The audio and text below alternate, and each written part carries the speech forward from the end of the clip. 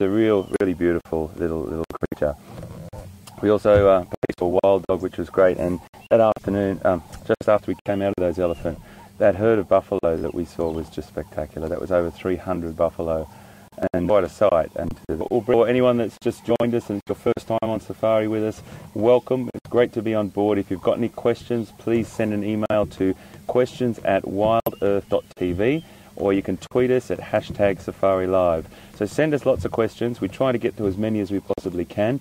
And we had some crackers yesterday. Even some school groups that were watching, and that was brilliant to know that there's a class full of kids somewhere in the world watching us broadcast this live from South Africa from this beautiful location. For you more seasoned Wild Earth people, it's great to have you back. You are fantastic because you've been with us for a long time, and it's just great to have you. And this is one of the most exciting things Pete and I have ever done, well, particularly me, because it's new to be shooting live from South Africa for me. Pete's been doing this for some time, cracking fella, and of course that comes with us. We've got some birds going off around at the moment. We're going to try and learn a new bird today as well, so we'll see how we get on.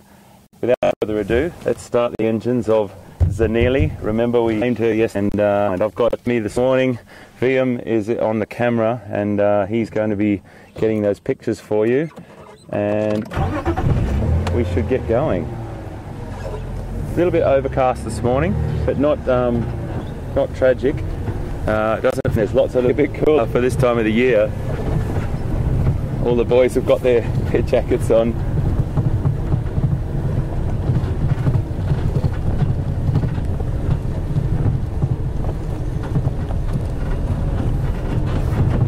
So what we should do is probably go over and let Pete say to you. We'll get off this road and down into some thicker country, and I'll come back to you after Pete said good morning.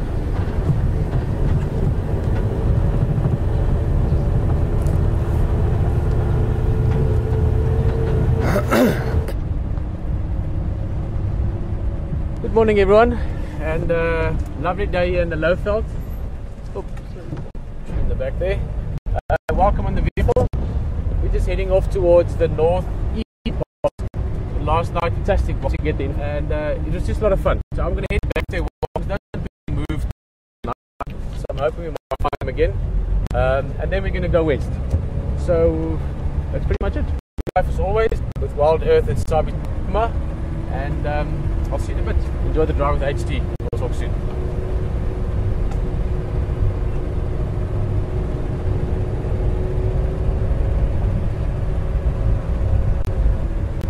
There's a lovely little herd of impala here. We'll just come up through. A couple of young males standing. You can see there the difference. He's not got that much greater length on his horn, and there's a couple of other males just to the right as well. They're such a special antelope.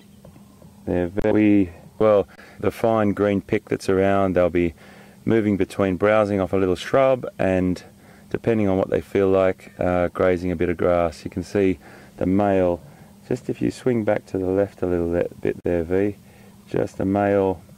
He's just walked off, and we're just grazing at the grass, and then a little bit of forage off the vegetation. We've also got a Nyala female about to cross the road. She's a little less confident than Mitty. Look at her, she's a little less confident, but still completely unfazed by us. Gorgeous pattern there. And you'll find these species all intermingle. The more chance you have of seeing predators. And here comes a little Nyala bull across the road as well. We stop at these guys all the time. It's a great way to start the day.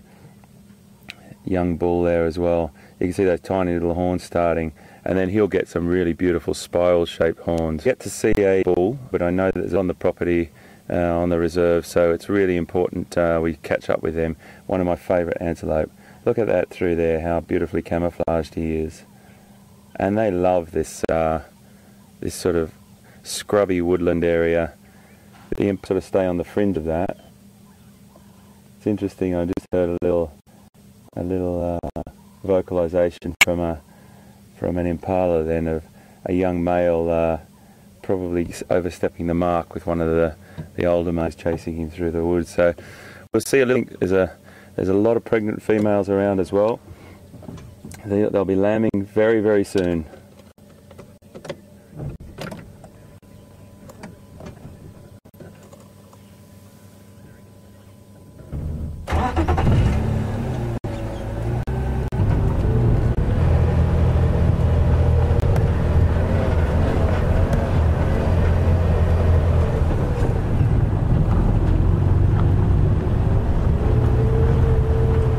Going to move up here, and then we're going to take a little track back in, which I always tell you is territory of Shadow, one of the leopards, the daughter of Karula, and I'd really want to get an eyeball on her. I've been going over this area extensively over the last few days. Haven't seen any tracks on this road this morning, so I know that she's in here somewhere. So it's always good just to go through and have another look, see if we can pick up spoor or tracks. I always, for you that know the word spoor, I apologise for repeating myself, but for those of you that are on safari with us this morning for the first or the time, spoor is an Afrikaans word for tracks or signs, and it doesn't just mean the footprints, it means any telltale sign that an animal has been here. So it could be a bit of hair on the ground, or it could be for all different. Our little guinea fowl. Have a listen to that vocal.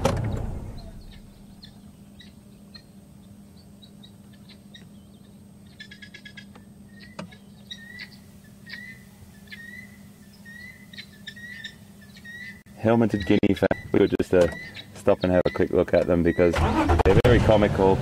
They flock, they forage through the day, and they would fly up into one of the high tree branches to roost at night. They're quite good flyers, not for long periods, but to escape. One of their best defence mechanisms is to actually take flight, fly for and glide over a long distance and land somewhere else. So they don't have any trouble at night getting up into these trees to roost.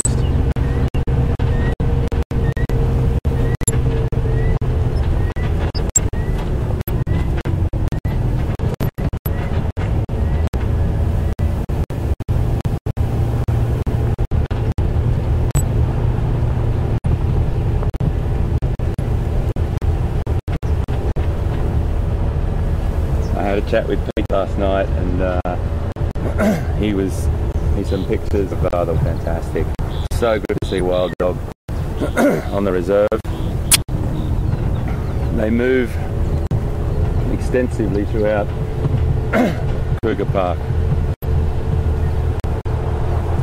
Quite extensively from Kruger Park into all the Sabi Sands and further afield.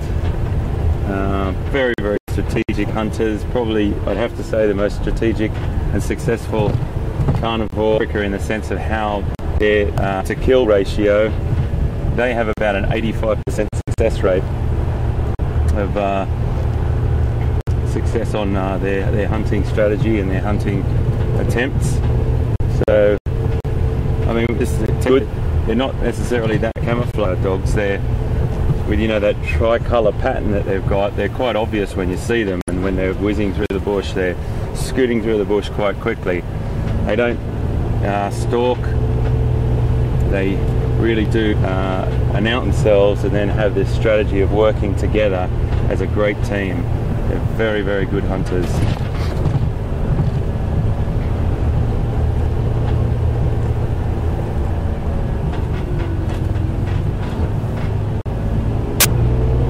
I just wanted to come through this area now and have a little bit of a look, excuse me, and see if there was any action during the night. We saw our giraffe yesterday. We were all here in the first thing. That's till the end of the day. So it just goes to show you there's enough vegetation around. Excuse me, please. They don't have to move very far, but giraffe will spend approximately 40 to 50% of their day feeding, so it's quite a percentage. What we haven't seen is a bull, a big bull, which which I really want to show you the difference between a female and a male and the size. A male get up to about 1900 kilograms at its maximum. I think they've been recorded around that area, and that's about 4,250 pounds, which is a pretty big beast. So get up to a might, not always, like availability and genetic lines, etc. But they're quite the beast, a big bull. When I worked in a zoo, we had to try and get on our desk, walk over a scale. Now it was a mighty scale, that's for sure. And we would do that by making it a positive place to go into this raceway, which is like a small little corral that they'd have to walk through to go from one giraffe house to the next. And we would train or teach the animal that it was a positive thing to do, go and give them loads of, normally carrots and apples and things. Here's a little kudu cow.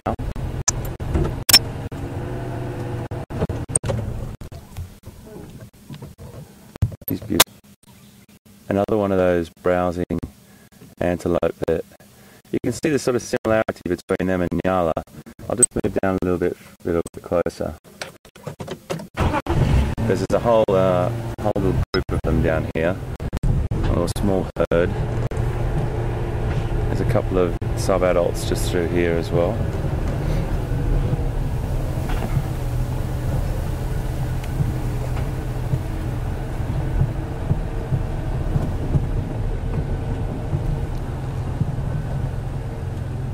How beautiful is she?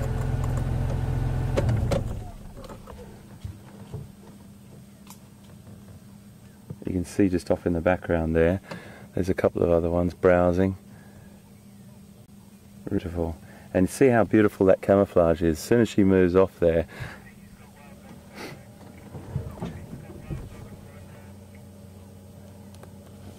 Pete's got wild dog, guys. We're going to cross to him.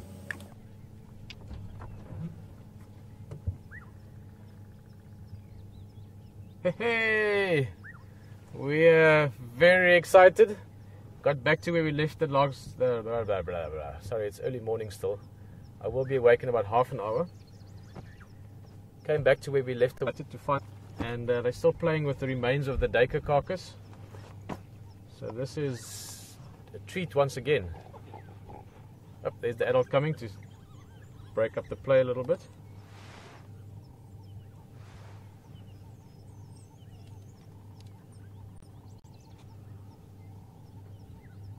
I don't know if you've just joined us or maybe didn't manage to catch the drive yesterday. We were extremely fortunate last night to see these dogs and also found out some interesting facts about them. We'll talk about it now. There's a smallish antelope. There are these youngsters at 4 adults, like what we're looking at there now. That's one of the adults. I see there's a little bit of play going on. I just want to see where we can move to. I know it was a bit tricky yesterday. Actually, let's just sit here for now. The adults are just busy. A little bit of play. That's how they learn.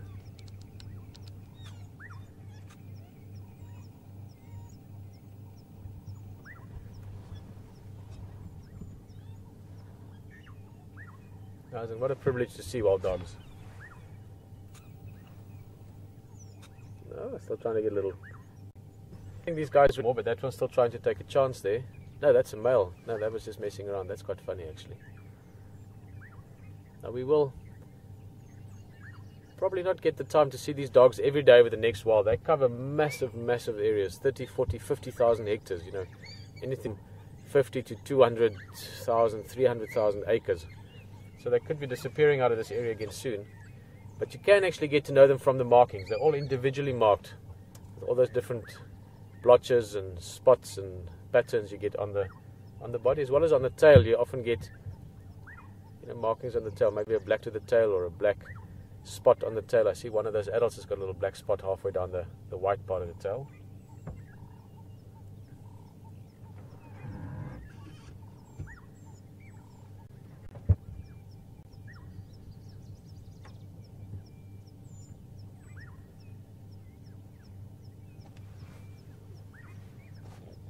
Guys can cover incredible distances when they start running. Oh, look at that adult coming from the back.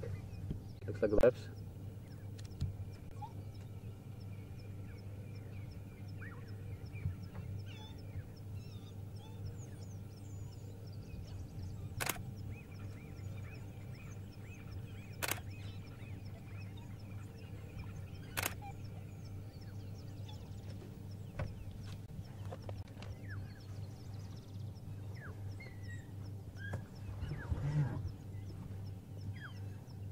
Oh, it's great. It's part of the conversation yesterday and some of the information we got later on. Grant Beverly, who's in charge of the Endangered Wildlife Trust in Kruger, was very kind to let us know some information on this pack. This is known as the Investec pack. And just for interest's sake, the camp we're staying, we met Derek van der Merwe last night. They coincidentally, I just walked over having a barbecue there and started talking to them. Letting us know that the total amount of dogs that Grant and them are sort of following and looking out for and looking after, if you want, in the Kruger area is about 275 total. Ah, look at that nice play going on there. Oh.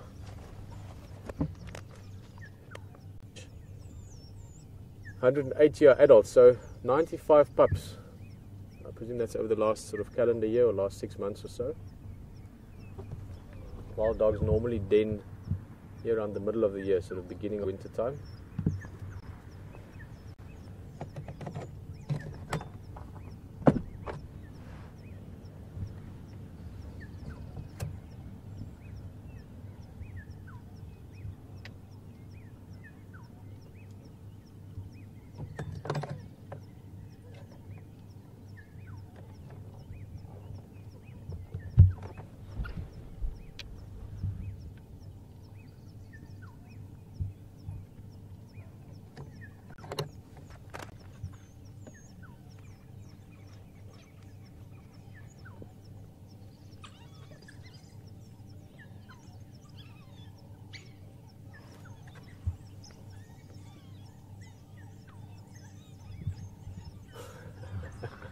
Playing tag.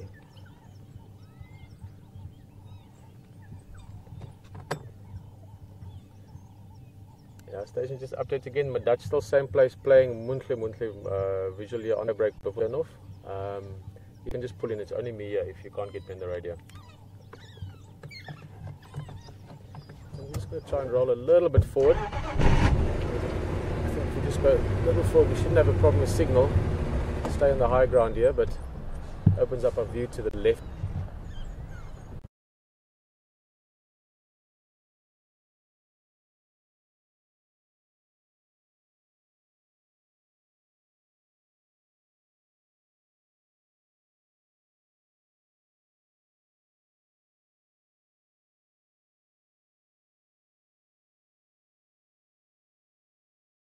Try and find the clearer spot.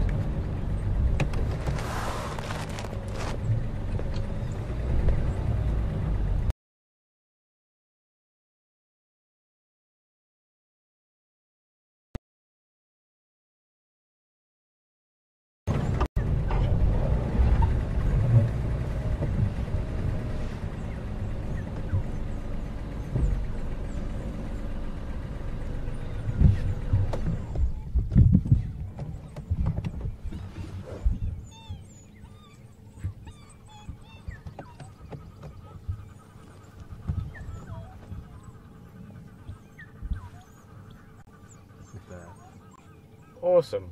We've moved a little bit and we're actually sitting in a much better spot now. We're sort of on the just into the how shall I put it, the clearing they're playing in, sort of on the edge of that, so we should get beautiful view of them running around and playing. They're literally at the moment 180 degrees around us. This is just so awesome, huh? Lots of play from the adults.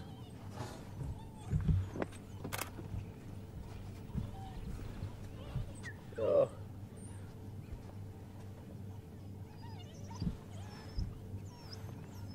Very cool. We've got wild dogs at this moment right around us, abundance peace.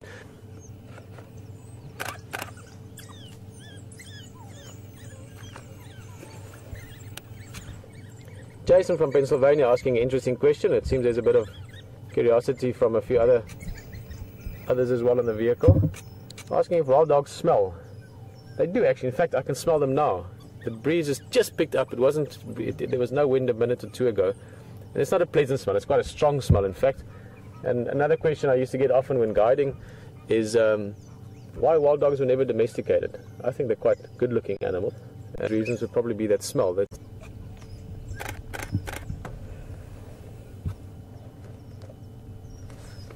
But I'm sure to them it smells good.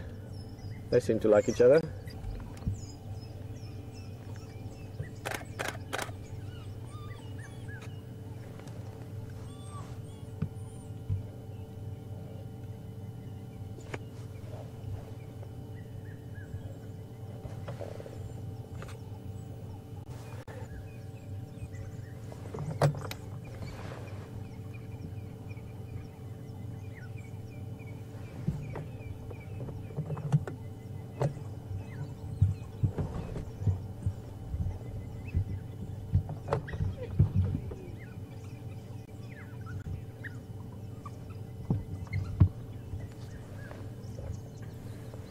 HTU copy.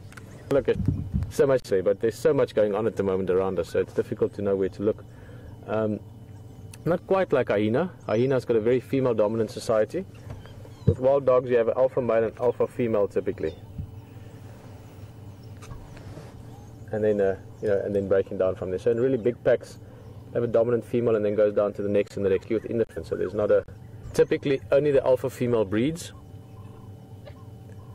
I know there has been the odd cases where a second female would breed. That's normally in if there's really, really good conditions. In other words, the resources are very abundant.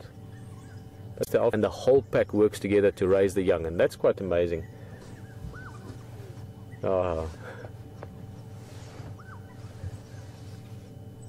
You can see lots of big smiles here. Everyone loving this.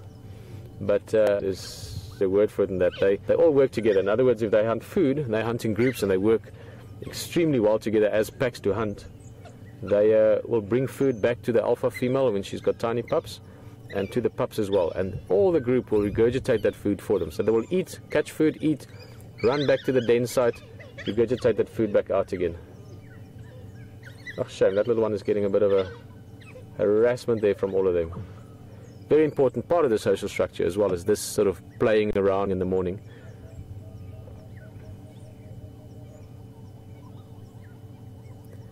And another interesting aspect to the family structure is they have normally one dog in the group that will be the lowest ranking of the dogs. Is they know its close proximity to others, and sometimes we snap for no reason or snap at someone just because we're irritated with something else. Wild dogs have got that where they will often take out that sort of frustration, if you want, on that individual. So the role, in the sense, allows the rest of the group to get along better because they can sort of get rid of some of their frustration, for lack of a better word, on that one. So not the dog pack, I'm sure none of us, but everyone get along.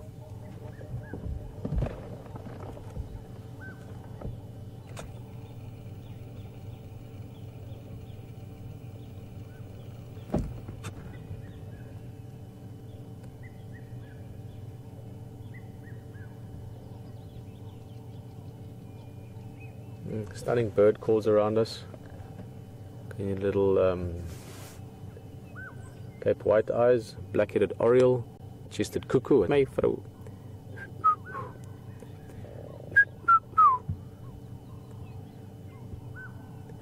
Guys, I want to do something quickly. And trust me, it's not because this isn't amazing. Well, not quickly, let's give it a minute or two, but that's all. Very close to us here, there's Buffelshoek Dam, and the guys have been tracking Mvula, who's a big male leopard. He's a territorial guy, and he's been on patrol.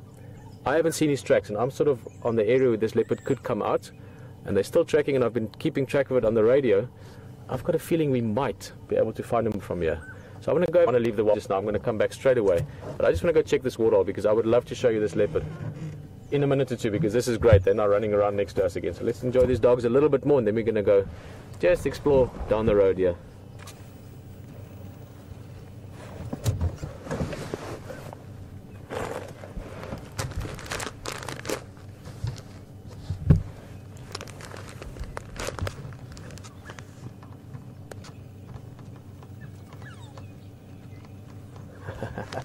Little hunting posture there.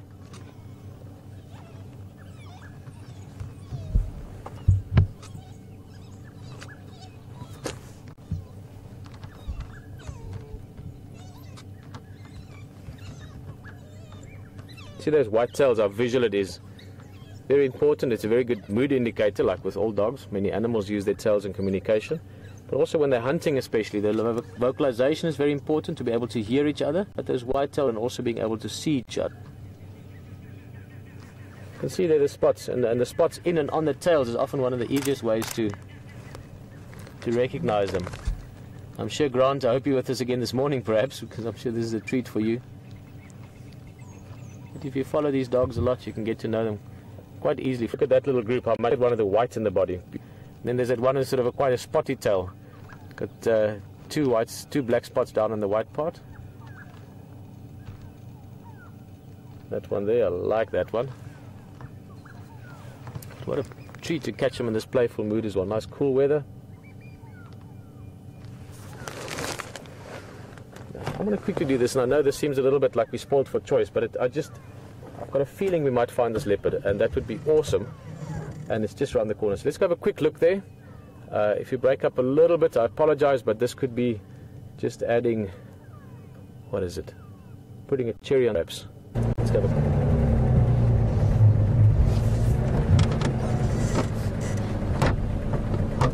what a treat. Amazing, huh? Really awesome.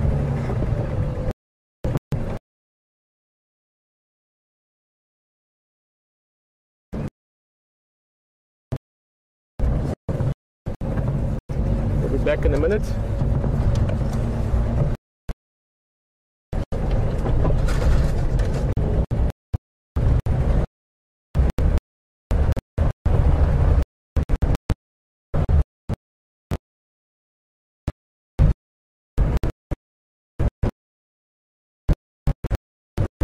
Just leaving my Dutch for a minute. Quickly for Mvula Dam for Mvula. Then I'll come back to the place. That place just playing around. Also one in Law.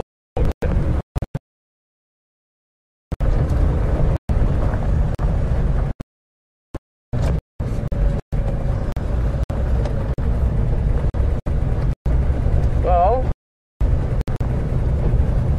already something else to look at just around the corner.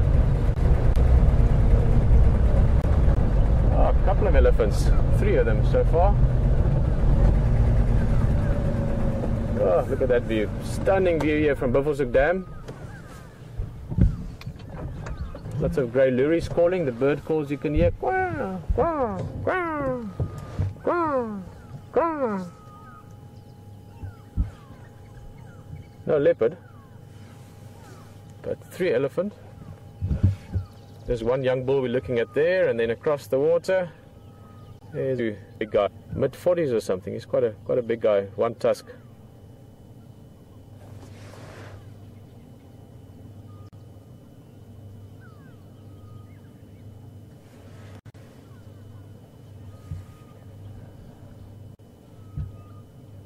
Oh, guys, look at this. Sorry, Brian. We need to give you multiple arms and multiple cameras. Can't reach that. It's too fast. Sorry, guys. The Mighty Dam with 3 in Glorfia. I wonder if they followed us.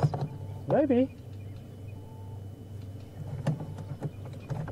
Yeah, they're all here. Guys, I just had something very interesting as well. Let's see what happens. From again.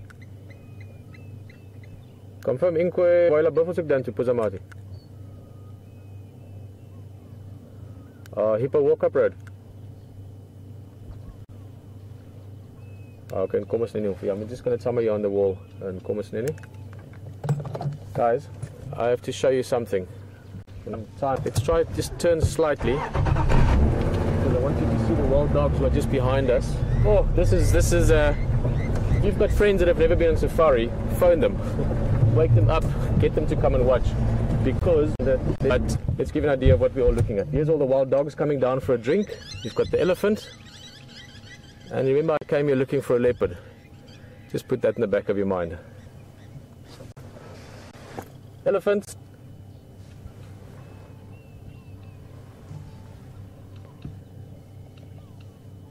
One of my favorite spots right there where that elephant is standing now. That big tree to the left of me is called a torchwood. And we used to always do our morning coffee stops or our afternoon sundowner spots. This is one of my favorite places to stop. Over the years I've had many memorable sightings here, and I think today is going to be, well, I don't think, it already is. Got incredible wild dogs, big elephants, and who knows what else might be plodding along a dusty path somewhere, heading for a drink.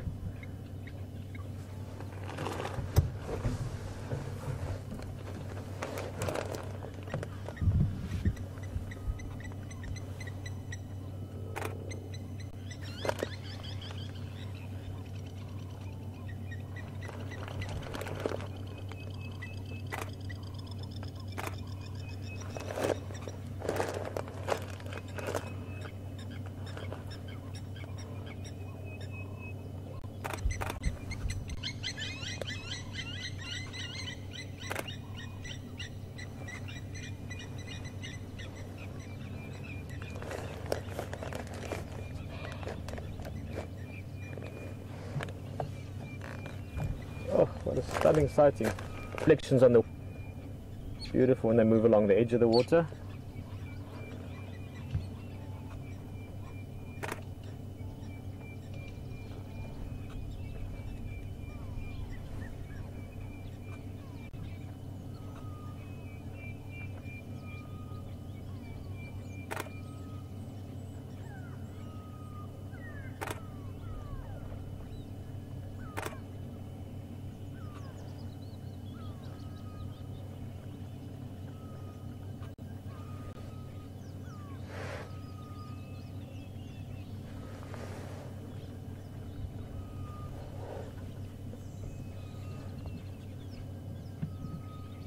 Hello Ellen, just asking if wild dogs bark. They don't really bark, they make that high-pitched noise that again now, but not a loud bark as you would find with domesticated dogs. They're chasing that bird, you see, that's what they're doing. Sorry, I'm looking at different things here. So there's just so much going on at the moment. So I'm just going to close my door again so it can open. Oh, there we go, that should stay like that. Just such a pleasure to catch them in such a playful mood. It's a nice cool morning with it being overcast still.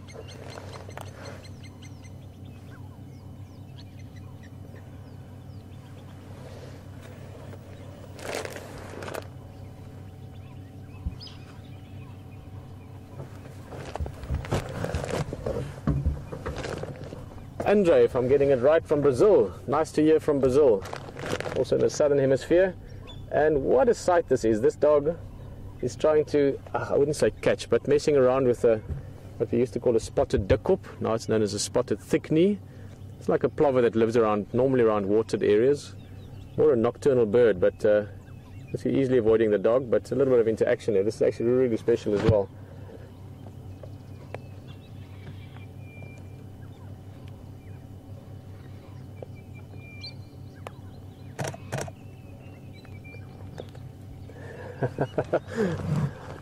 I don't speak thick-knee or dikop, but if I could, I'm sure I wouldn't be able to translate what that bird is trying to tell those wild dogs.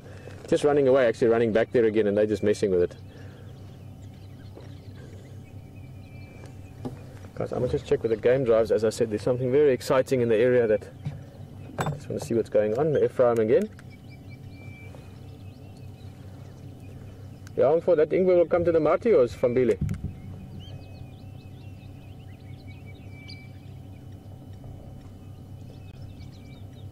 Okay, come on, we'll stand by you.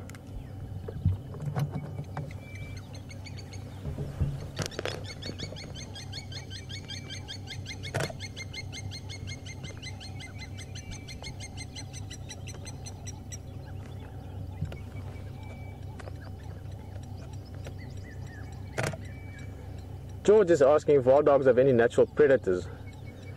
George is in California. What's the time? Yeah, it's still a decent time in California, I guess, late night. George, it's not so much predators, but natural threats, yes. Lions would kill wild dogs because they're competition. I mean, they're not going to hunt them as such, but they could be a threat.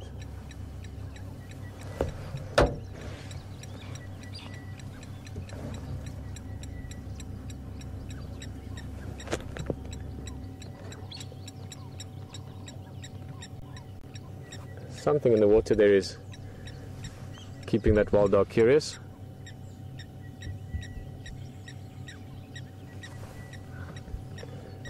Might even be the reflection. We've got beautiful still water. There's hardly a breeze, so you've got a mirror-like effect to the water. This is just visually so beautiful. I mean, there's all this things to talk about, but just visually this is absolutely stunning. Peaceful morning, cool weather. That's why the animal's in such a playful mood.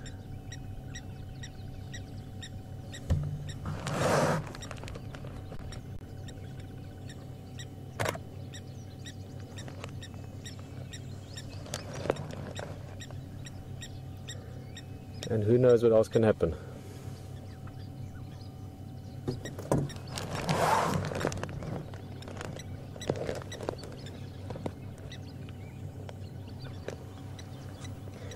Out of interest sake here.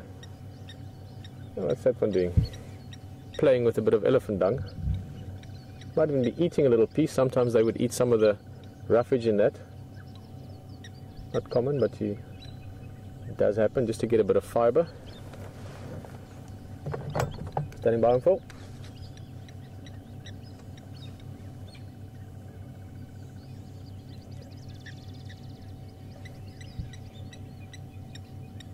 At the one will come here. It's very difficult there in the Scovanini. My signal is not moving.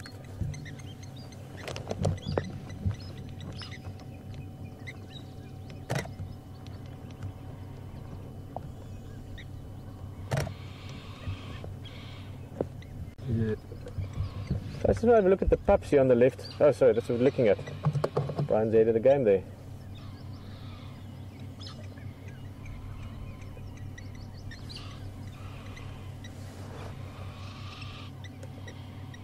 Yo, look at this. Let's see this. Too much to look at. Puppies are very curious. They can see the adults running around, but they also know around waterholes you have to be extra careful. You see, the thing is, at waterholes, you never know what else could be around. There's some elephants now, but there could be other predators, lions perhaps, leopard, all things that might be of some concern to wild dogs, especially to pups. So they're just carefully looking what the adults are up to.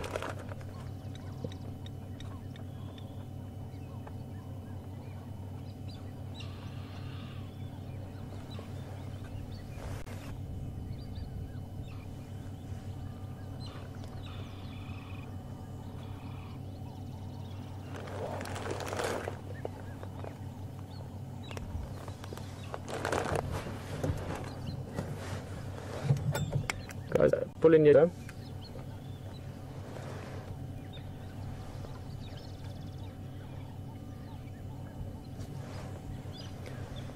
sorry station, I was just on two channels there at the same time. If anyone wants to pull in and let me know, I'll make space. It's just myself and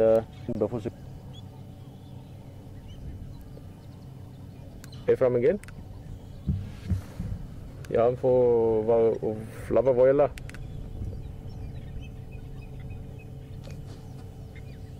Okay, Nkomo. Alright. Big bull elephant, that's the guy with the one tusk. And we're just going to make some space. Some of the other vehicles have gotten closer now, and they are just as keen as we are to see these wild dogs, so we're going to make some space for them.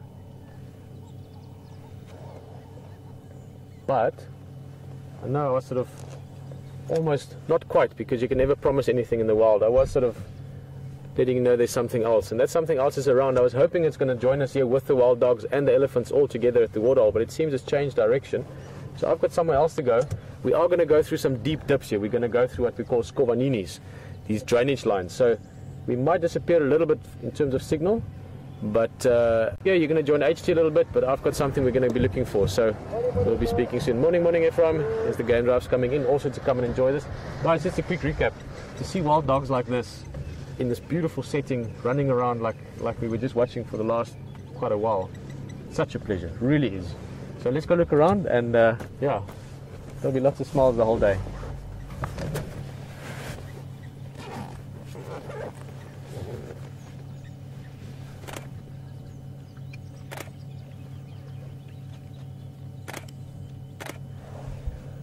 Okay guys, well as I said, difficult to tear ourselves away from this, but we're going to make space for the other guys now. So enjoy the drive with Hayden. You're going to look around. We're going to be going in there, but we'll see you again soon with hopefully a big surprise.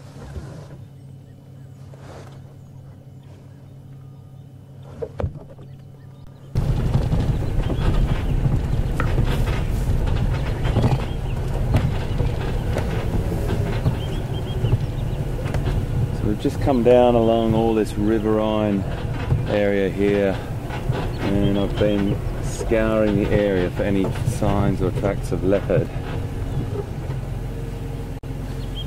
It's a little quiet, but at the same time you've just got to keep going back and forth and keep looking. Elephant. Leopard are incredibly elusive, as we know, but the ones on these reserves to vehicles, so it's not that they're trying to keep away from us. Just hold on for a second, it's a bit of a dip.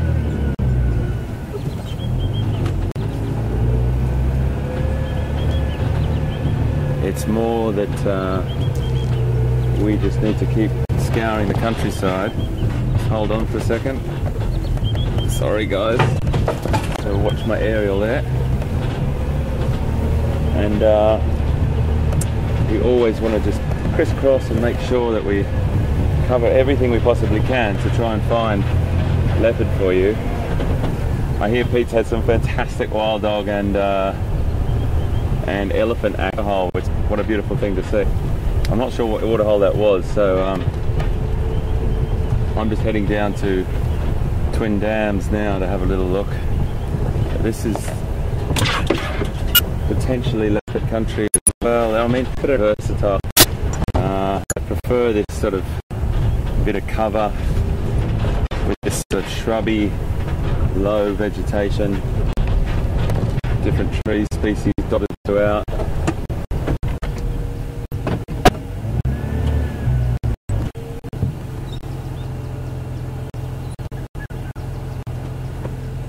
And you know, you just never know. But the good thing that we've got on our side this morning, I just thought I saw something that was just white.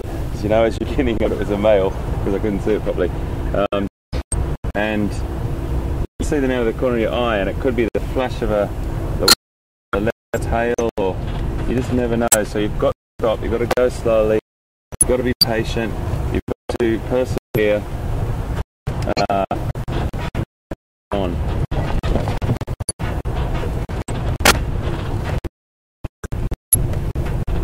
4 days, since 3 days since I've seen it. I'm starting to have withdrawal symptoms. Really nice to see. So that's great news about the wild dogs. They're still on the reserve, so we probably will see them over the next couple of days. They might be here for 3 or 4 days. A beautiful vision. I think there's some young sub-alps showing. That's really, really great to see. In beautiful condition, really beautiful condition, those dogs.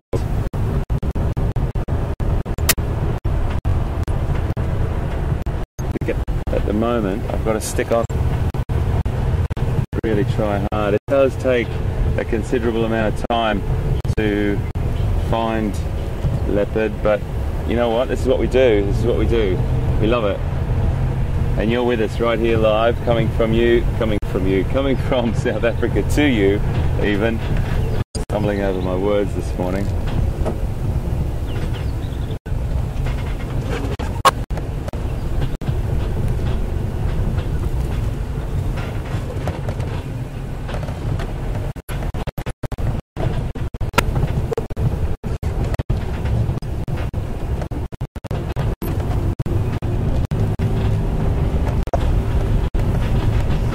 The reason why I'm so hell-bent or not obsessed with leopard, but, well, maybe a little bit, but I want to learn as much as I can about these leopard. These are new leopard to me. These are leopard that you can help me with. Many of past broadcasts from here, that they're all new to me, so I really need to see them as much as I can and learn about each individual.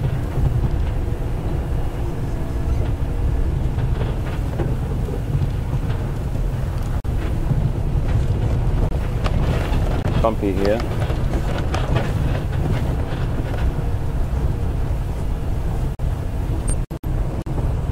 Just coming down to this dam, which I like to drop into on the way through and see what's around. It's a lovely dam. Lots of great approaches from up in this woodland, this grassy area here.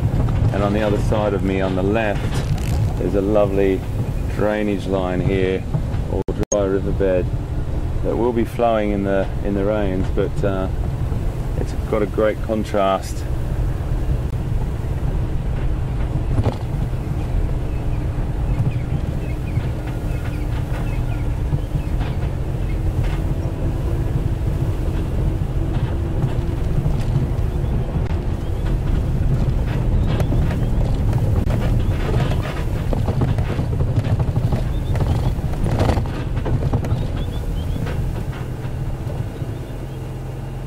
A little bit quiet on the front here. Beautiful, and sit and just see for a second. Just have a little scan with the binoculars around as you guys have a look for me as well.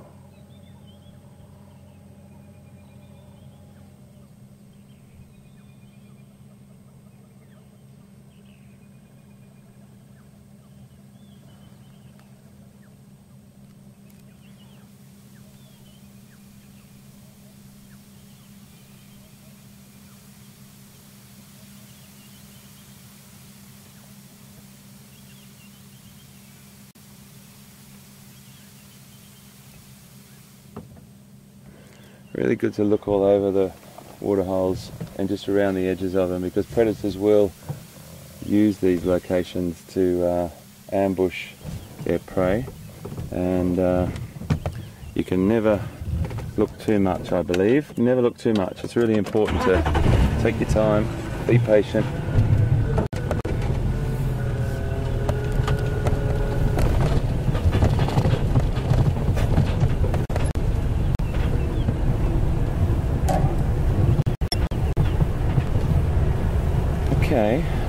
Okay.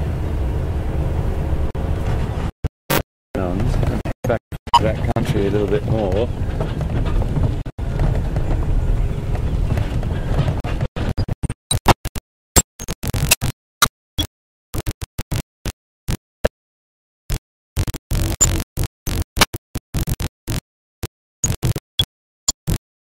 I think left. So to go a great one and enjoy it. I'll see you soon.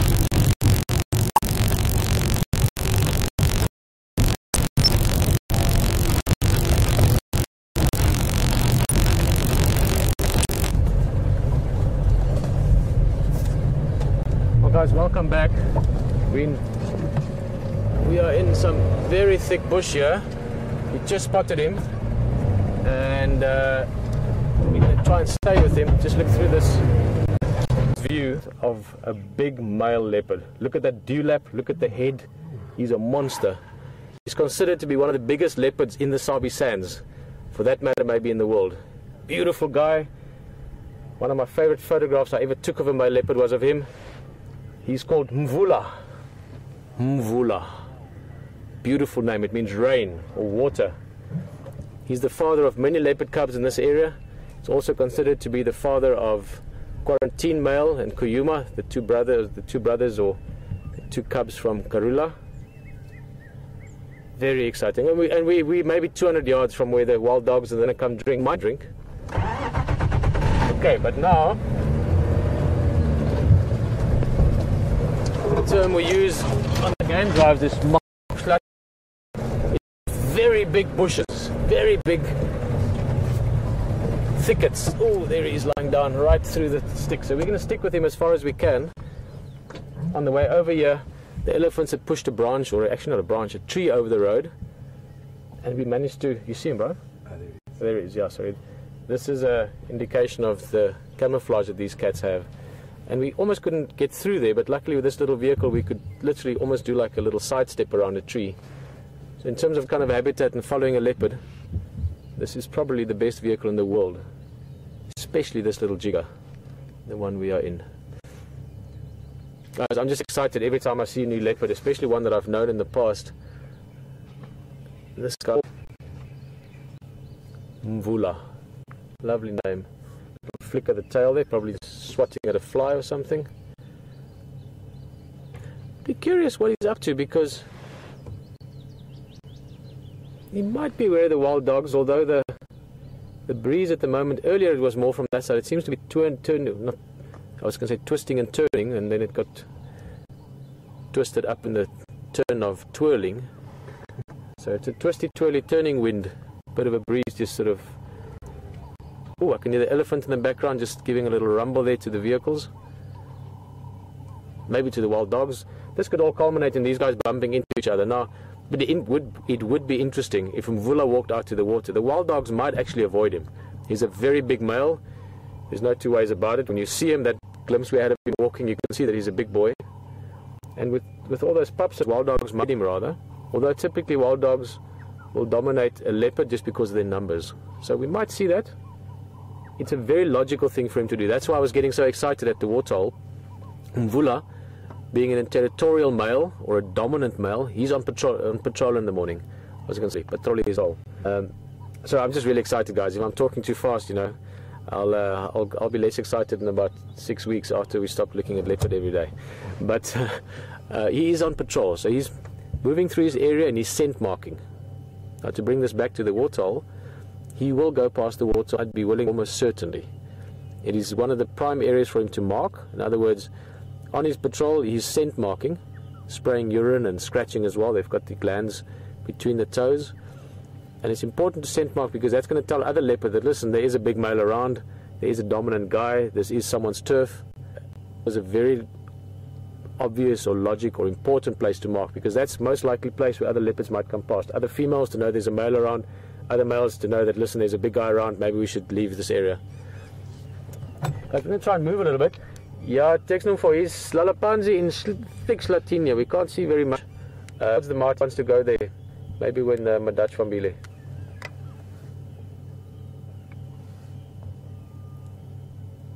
Yeah, 2 in Glove. There's one other one by the Marti, and also there's a roadblock on Nyala Road from Insignia they push there.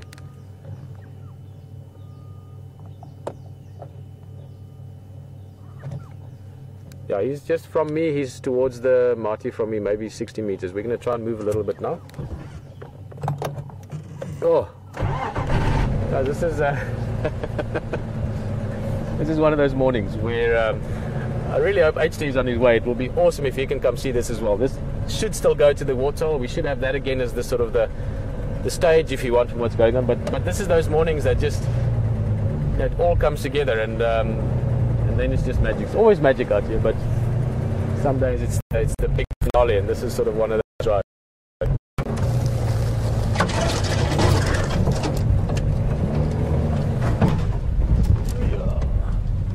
Try and get a slightly better view if possible.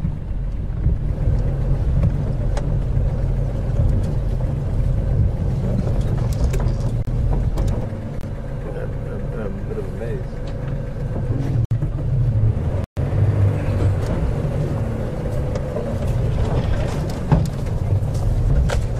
It's a maze, as Brian is saying in the back here. It's a maze and it's amazing. Guys, I know I keep going on about the vehicle. We'll still show you some pictures of it at the time, but it's a very short vehicle, this. They call it a 90-inch chassis, and there is no better vehicle when it comes to being maneuverable and 4x4 capable in the bush. So I will go on about it every now and again because this is a very exciting tool to have to do what we're doing. There is no better tool for this when it comes to vehicles. Okay, I think we'll get maybe not a great view, but certainly a better view. He's relaxing. Set the text in there on the radio. Old dog seat. So the leopard might just be taking it easy. He doesn't want to mess with the elephants. He's not rushed. Okay, we're going to get a nice view here. Somewhere there. Let's go in tight and then we'll maneuver up or down a little bit until we can see his face, see his markings. Where are thou? Where are you? Somewhere. A little bit. That's good. Nice. Oh, look at that.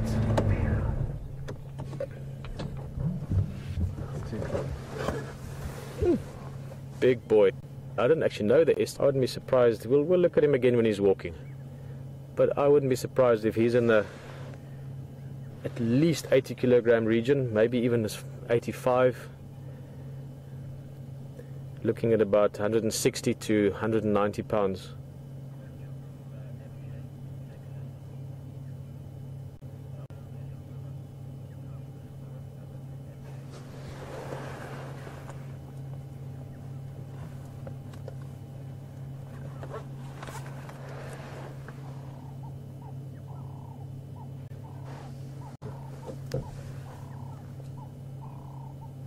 As this leopard, as I said, I was lucky enough to have seen him and taken some images of him. In fact, I've got, I think, an image stored on my camera that I took off the picture I took of him 6 years ago the other day for recognition purposes.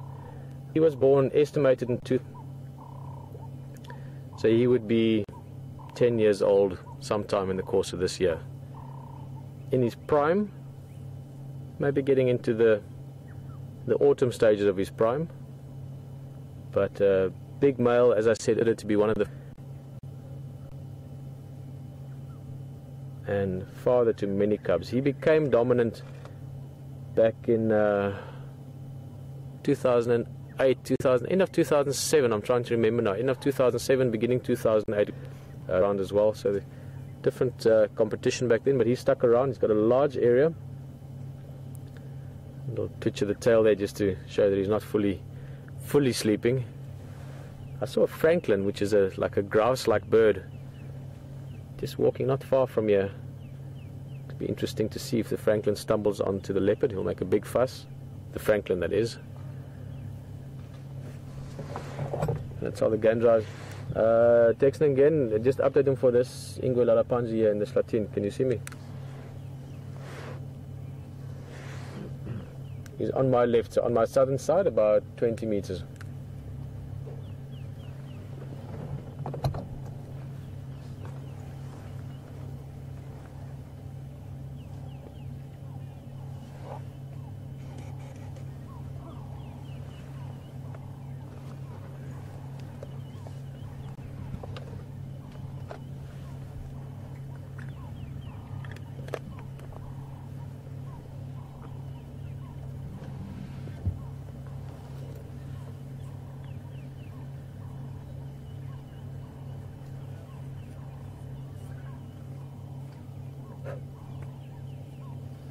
Can't see him yet, but I can hear an elephant. You should be able to hear it as well.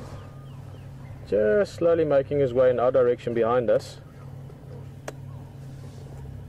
Now, leopard obviously aren't a threat to elephant, and well, elephant not really a threat to leopard. I mean, they're not going to chase the leopard around the bush for half an hour, but if they walk onto each other, there's no love lost between them. So, hey, little mongoose, look in front, quickly. It's very, oh, I was going to say, no, I thought we might see him. They're very, very quick, little black-tailed, little slender fish.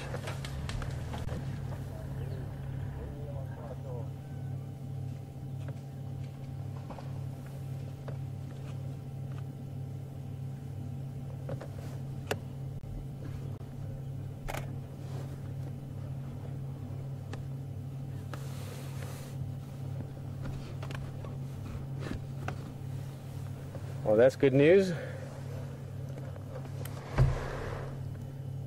HD is on his way as well, and for those that met him yet, he's also out here loving this experience of where we are and what we're seeing and what we're doing, and he's on his way from that side with Jason, getting a bit of camera experience with him, but they're heading this way as well. There's going to be things happening around here, so I'm just happy to know. I always was younger before, or had grey going into the hair.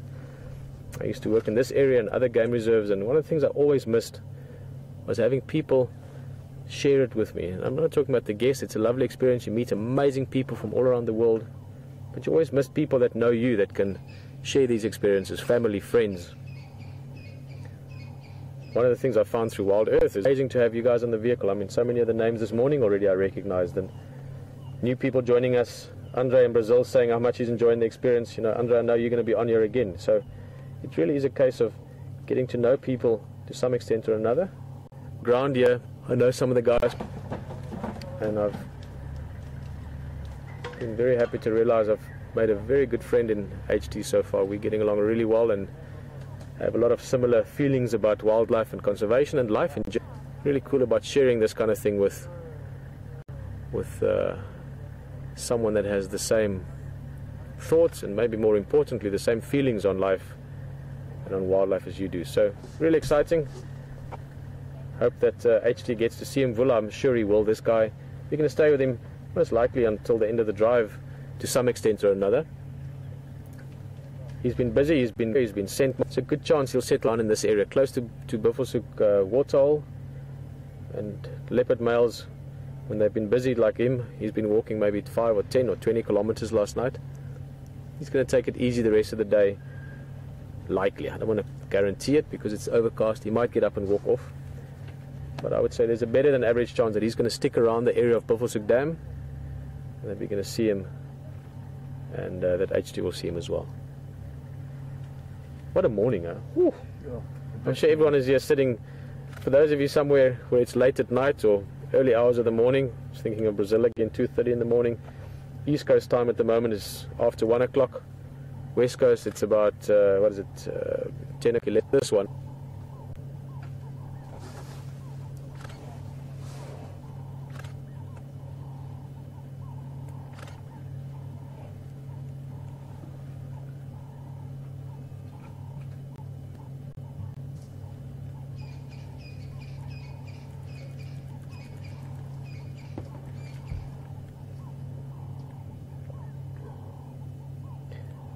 Guys, while he's stuck, there's some of the video with me from about 5 years ago that I took of him.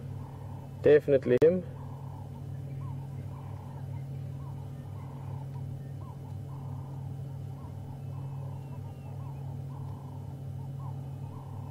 Oh, amazing cat sound.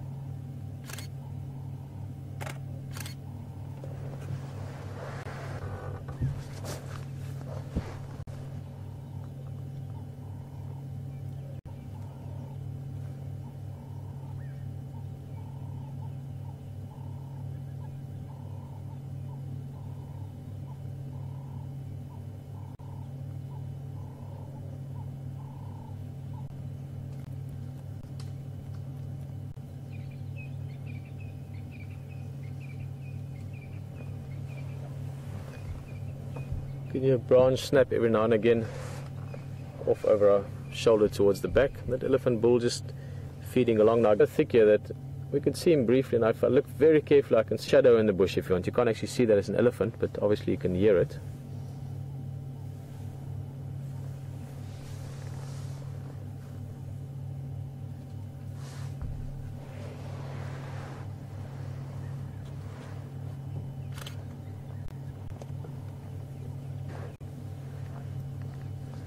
For you trying to come in here.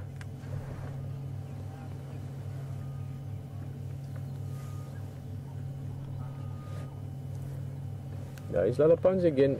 Otherwise if you go around to the antenna and then come in from that side, the last part coming in here was alright. It's just that side where you're on between Yala Road and here, it's Makulu Slatin.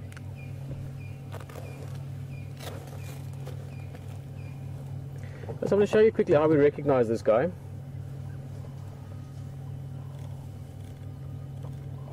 Now with leopards we use facial spot, an idea.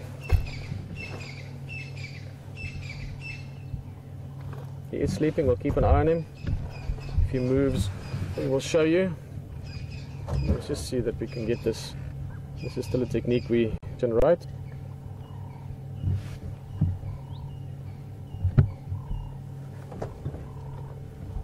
So, how's that reflection there?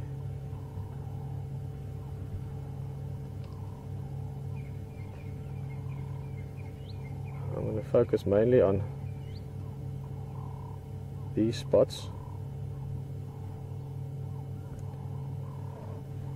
If you can see these ones. Oh, sorry guys, I just talked to Copy Andrew, Game Drive channel. Spots there. Ooh, if you've got a little branch, there we go. Small twig. Is that too dark? You can see that. Is it right, Brian? Okay, there we go. It's got 3 spots there. One. The reflection is a bit trickier. Oh man, it's not working. How's that better? So it's got the 3 whisker spots there, and then 1 above it. And that's the indication, one of the ones we can recognize easily. Show you another view of him, a little bit more from the front.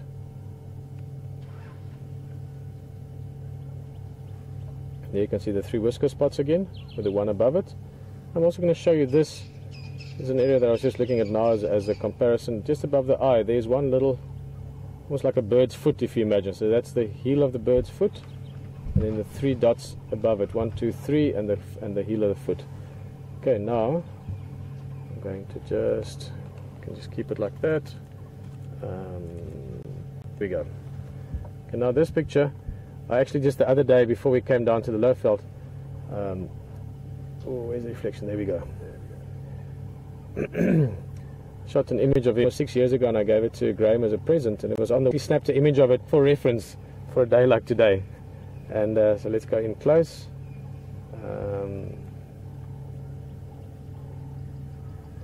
That one's actually fine. There you can see again, now it is from a bit of an angle now, keep in mind. There above that lip, you've got the same 3 spots, 1, 2, 3, and 1 spot above it, so that's a whisker confirmation. We don't have an image from now, but I saw him earlier when he was moving. He's got the same 3 spots on that side. If we get a nice image, I'll show you. And then above the eye, I just used that as one reference. There you can see the little, remember what I said, sort of the heel of the bird's foot, and the 3 dots, 1, 2, 3. So there's another confirmation of a spot pattern. It's always nice to have at least 2 confirmations, just in case there's a spot pattern on the lip that might be similar. But definitely the same cat. I was looking at these markings as well. He's got a nice line of spots here running up that way, ending in that little bracket. Again, I could see it on him. So that's Mvula without a doubt. Mvula Rain, love this cat. And he's just popping up his head again. Hopefully there's more than the head.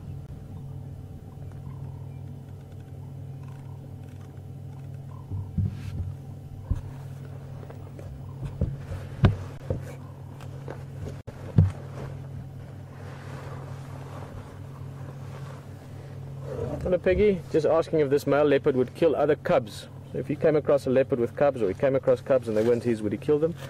You know, Peggy, not necessarily. Potentially yes, but not necessarily. Same as there is a small potential they might kill his own cubs. It's also not impossible, but again not likely. Now there's been some interesting studies done on it. I've got Tara's surname now for a second there. Tara actually wrote a paper specifically on males hanging out with their own cubs. So Tara Perry, thank you, Will. Will knows Tara very well as well. Many of you know Tara very well. So the Sabi Sands has proven very interesting ground to get to know leopard behavior, and there's been certainly some interesting things with regards to leopard and their offspring.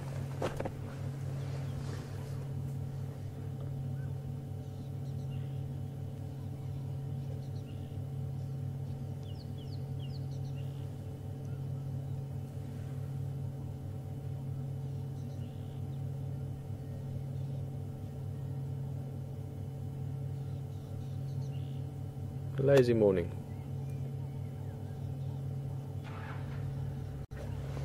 Let's see how Hayden's doing. HT again.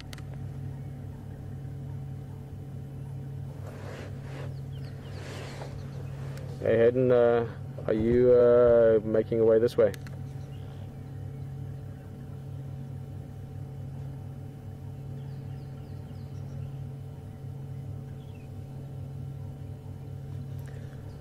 Alright, it's quite tricky terrain, but if you get to Buffelshoek Dam, just give me a call again. But alternatively, you go just below the wall, that sort of deep dip you go through, and then you sort of keep right. And as you're keeping right, then at some stage I'll be able to see you through the bush here on the road as you come past. You'll see there's a tree that's been pushed over the road by elephants. You'll have to jigger around that.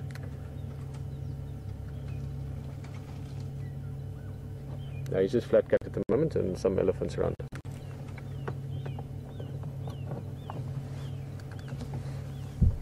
Fantastic. I'm so glad HT is on his way as well.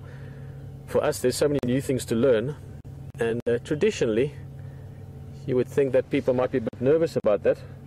You know, for new guides coming to work in an area, you want to know the area well before you start taking guests around. But you know, we decided, as that Wild Earth with this keep Big Cat Week, I'm lucky that I used to work in this area, or the Juma part of it, and then new animals as well, and especially the leopard. You want to get to know them, so every opportunity you can get to see them.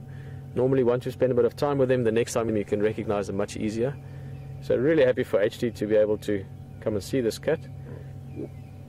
He's done an amazing job of getting to find his feet or find his roads, if you want, around this area. It can be a real maze of road networks. So, well, but he's loving.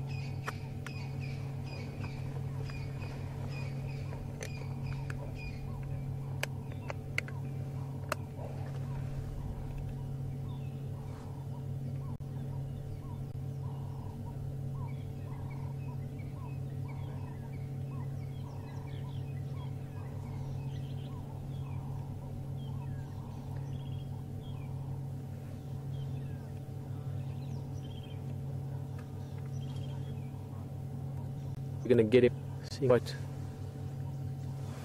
thick stuff. Might even say that if we can get him in here, because there are other vehicles coming as well, I might make the space so he can take my spot if you want. Maybe there's a somewhere got here for us. Leopards, spots, they don't change, rosettes, something like that. But would like him to see this guy, and then we might just go and hang around the area still and just see what happens around Buffelshoek Dam. There's like Buffelshoek or a Buffelshoek Dam. Just to explain that weird sounds to you. Excuse me. Buffelshoek means, translated directly from Afrikaans, buffalo corner, or the corner where the buffalo are, or the corner where the buffalo could be. So who knows, maybe we're still going to see buffalo this morning as well.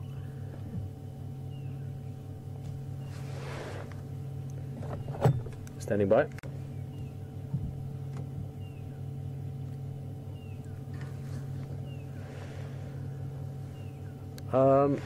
And I think the easiest actually is if you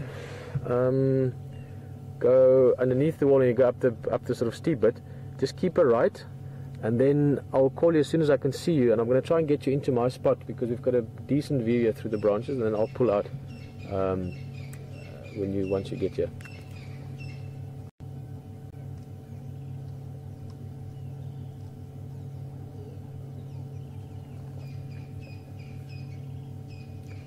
Yeah, from below the dam wall, so you go through the dip below the wall, and as you come out the other side, just keep right, and then you should see us within a couple hundred yards.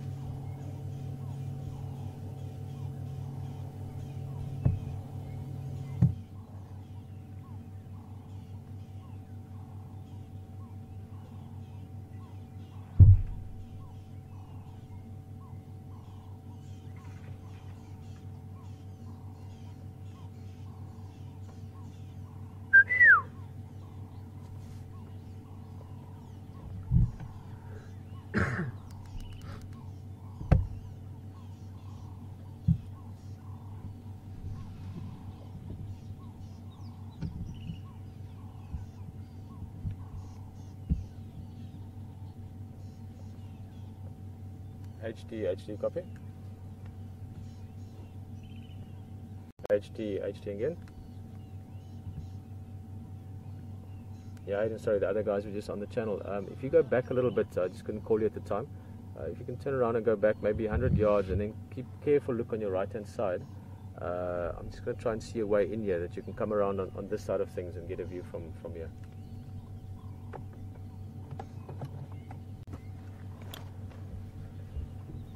guys, I want to move a little bit. As I said, I really want to get Hayden in here just to see this cat and to enjoy this as well, and also give you his perspective. You know, it's different people have got a different way of looking at things, and it's always nice to get different thoughts on things. So we're just going to try and find a way. As I said earlier, very tricky habitat here, and well,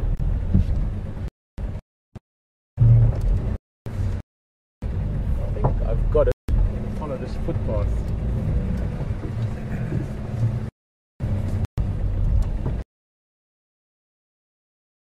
Going.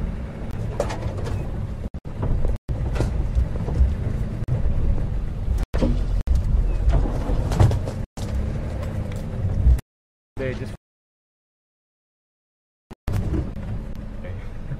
can't see them, but in that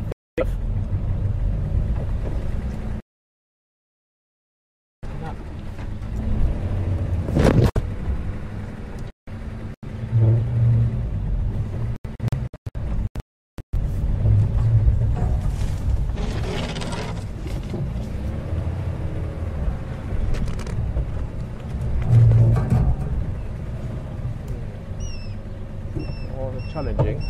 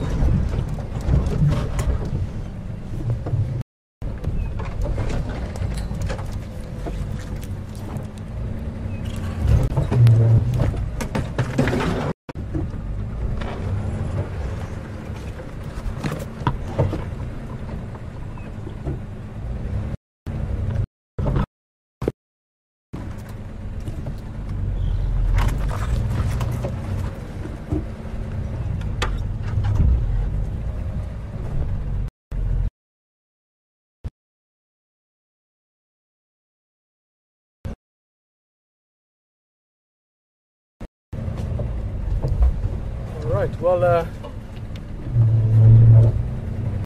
just gonna move back a little bit.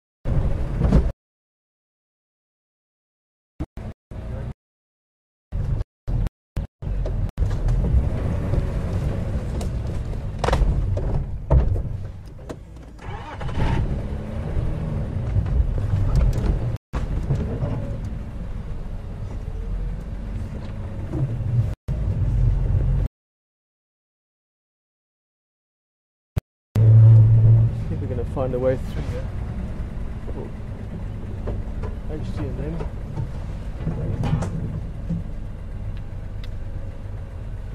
We want to manage a plan.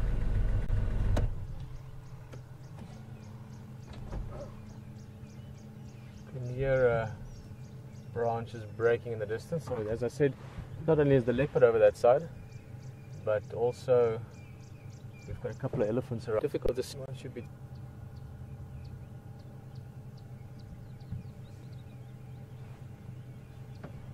Okay.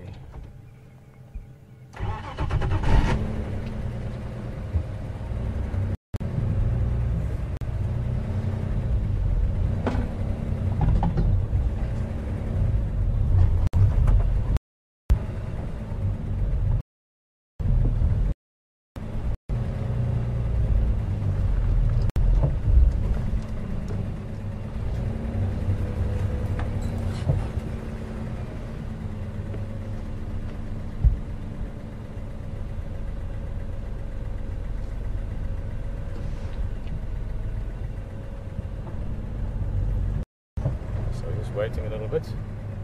She's just got to sort something out there quickly.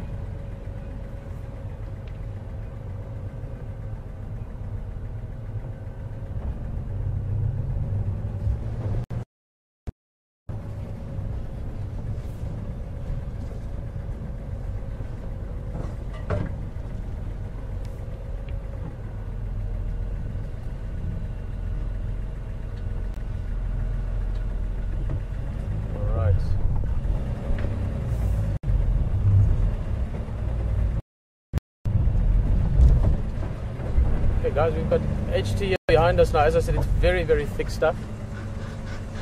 We're going. Hey, but once you guys pull out. Right.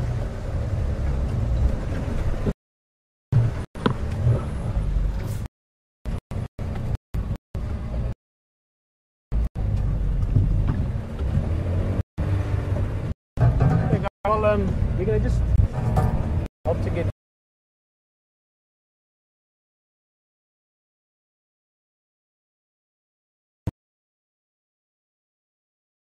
follow in. You're going to go to this vehicle and enjoy the leopard. I'm going to go in a little bit and then I'm going to leave you to it. I'm going to go back and look around some more. But let's first get back to this cat.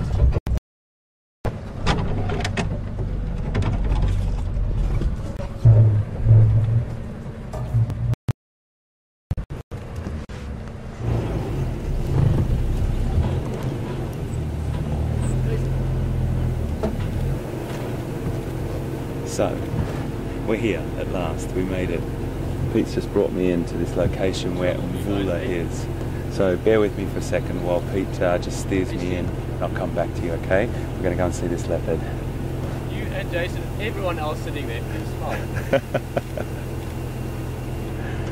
I'll introduce Jason on the camera in a second. I just want to get into this leopard and we'll turn the engine off and then we'll settle down.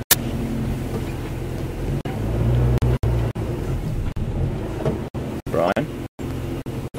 Here are the size of biro or an ink pen as thick as that, or a knitting needle.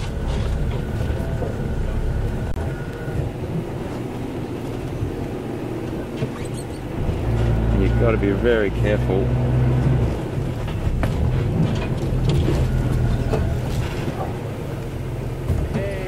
We did it. Thanks, mate. Mvula. Is that a good shot for you, Jace? That way? Okay. A bit more.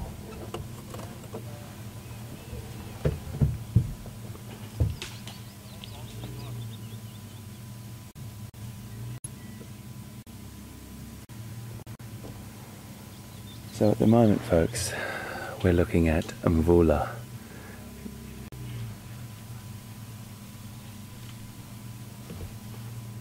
And we are very, very lucky to be here. There's been a lot of action up this side of the reserve this morning. We've been down the other side of the reserve where it's been very, but this is having fantastic with everyone on the radio and sharing these beautiful experiences. And Pete has been fantastic bringing us in, always just set up. Now look at the size of him. My goodness me. That is a leopard. He is a big male.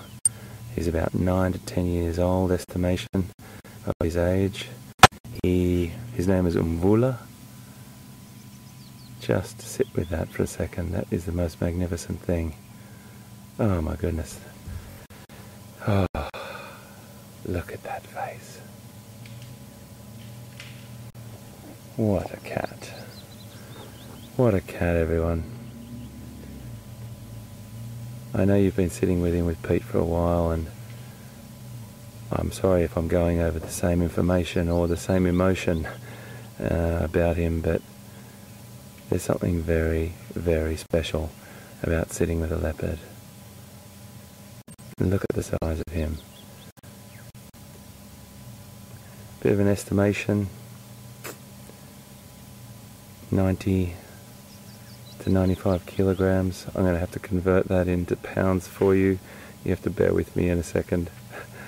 I'll come to that. Bit of mathematics involved here. Oh, he's gone.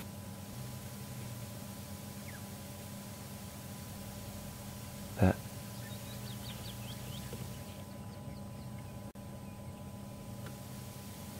This is the sort of thing you can sit with for a long time, and we obviously have to share these experiences and these encounters with all the people on the reserve and all the drives that are around. There's several other lodgers that come and traverse the area we're in, so that's one of the fantastic things about sharing these encounters with like-minded individuals. That all the guides on these reserves are fantastic fellas and just super people, and we share this between everyone because everyone wants to see this fantastic big cat. Now you might hear in the background some cracks. Did you hear that? Can you hear that? If you can't hear it, I'll describe it. It sounds like a tree falling down, and it is a tree falling down. It's one of those bull elephants that, oh goodness, he's just pushed over a massive tree. You can't see it from here, but I can hear it. I just saw the top of the tree swing down to the ground. So we've got a leopard here that's only about 300 feet, about 100 meters away from two bull elephants. The elephants aren't concerned, they're not concerned by a leopard, and this leopard is definitely not concerned by them. Wow. So beautiful. It's a little bit hard for me to get a look at him at the moment, lying in it. Isn't he magnificent?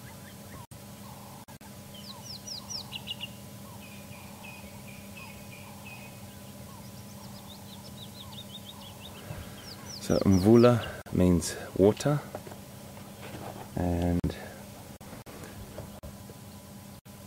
he is a very special boy. This is my third leopard this week. 3 different individuals, 2 sightings of quarantine, the male on the other side, 1 sighting of his mum Karula, and we stayed with her for quite some time, and now a beautiful encounter with Mvula, a big 90 to 95 kilogram estimation of his body weight. And yes, folks, that's the same weight as me. Not necessarily pure muscle on my side, but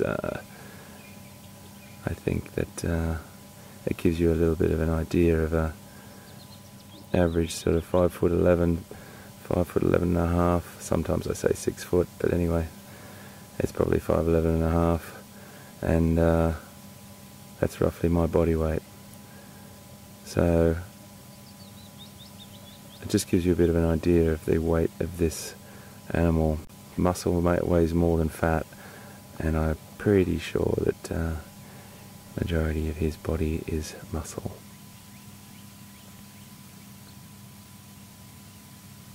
Incredibly beautiful. You see that tail just flicking up there? He's very, very quiet. We'll stay with him for a little bit longer because I know you've been on him for some time with Pete, but it was just beautiful to come up and see him from our point of view and have a little bit more of a chat with him. He might have some action, but the temperature's definitely gone up a little bit, so he's probably going to chill out here for some time. A spectacular example of a perfectly designed predator.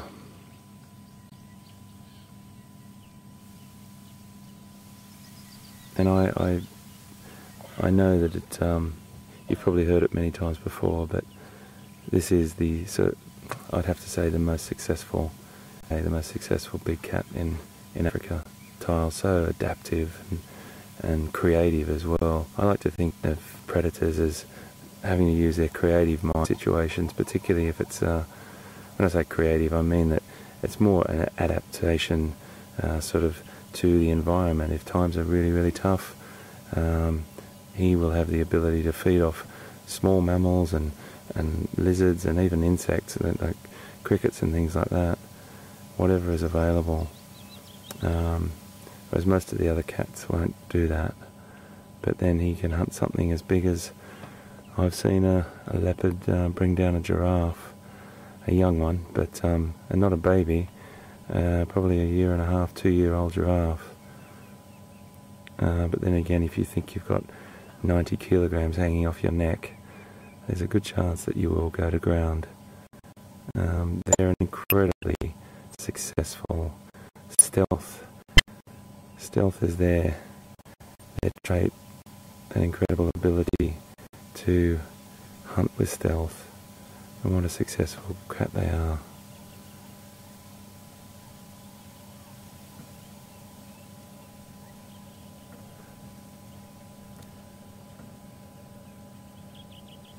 I'm just going to move back a little bit, so we've got a bit of foliage just in front of his face there, and I'm just going to move back a little bit so you can get a bit more picture on his face.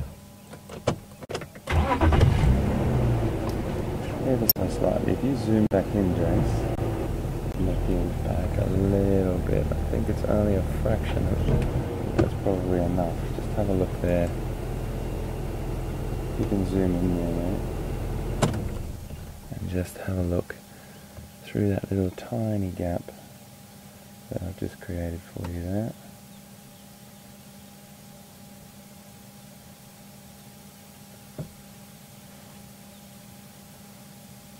Definitely an alert Mvula now. We are literally only about 15 meters from this beautiful creature, which is about 45 feet, just under 50 feet from him.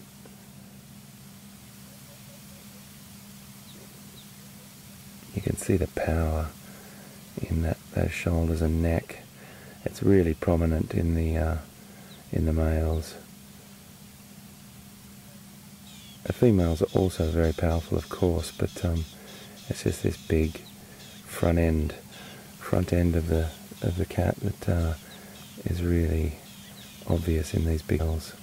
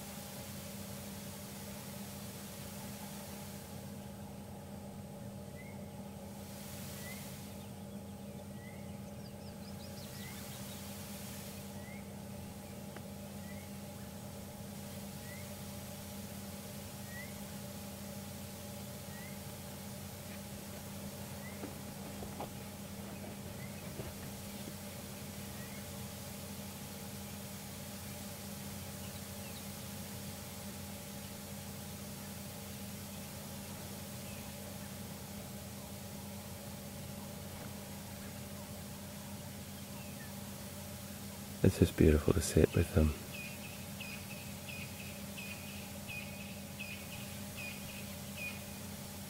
In old times, many moons ago, they were thought to be our oldest foe, really. History has shown that leopard, the reputation of the leopard is probably one of the most feared, and there's also been documentation of bite marks of found in the back of human skulls that have been excavated. There's loads of stories about leopard that I think are old folk tales, and some of them actually have, truth to them. And there's lots of stories about manhunters and how many people they've killed and things like that. There's lots more things on the planet that have killed people than big cats, that's for sure.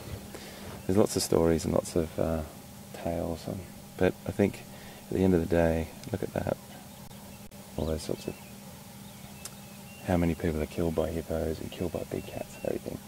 relatively speaking, it's a very, very small number.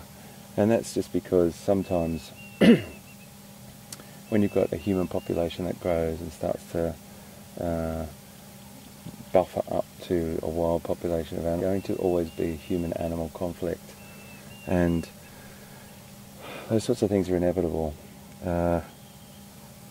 It's not always fantastic or pretty, that's for sure, but animals sometimes have to be removed and taken to other locations. And we have to also educate people or make people understand the traits of big predators and big hoofed animals. That's true. You know, there's lots of elephant and human conflict in Africa and Asia where elephants occur, and there'll always be these conflict zones. But what it is comes down to really smart techniques and ways of trying to minimise that impact, so people and wildlife can try and live in harmony next to each other. It's difficult. It's not always easy. It's easy for me to sit here and talk about it, but when a community has their house knocked down by an elephant or their crops damaged by an elephant, it's not easy to sit there and tell them everything's going to be all right. Elephants are great, and they're really important to those people. That's their livelihoods.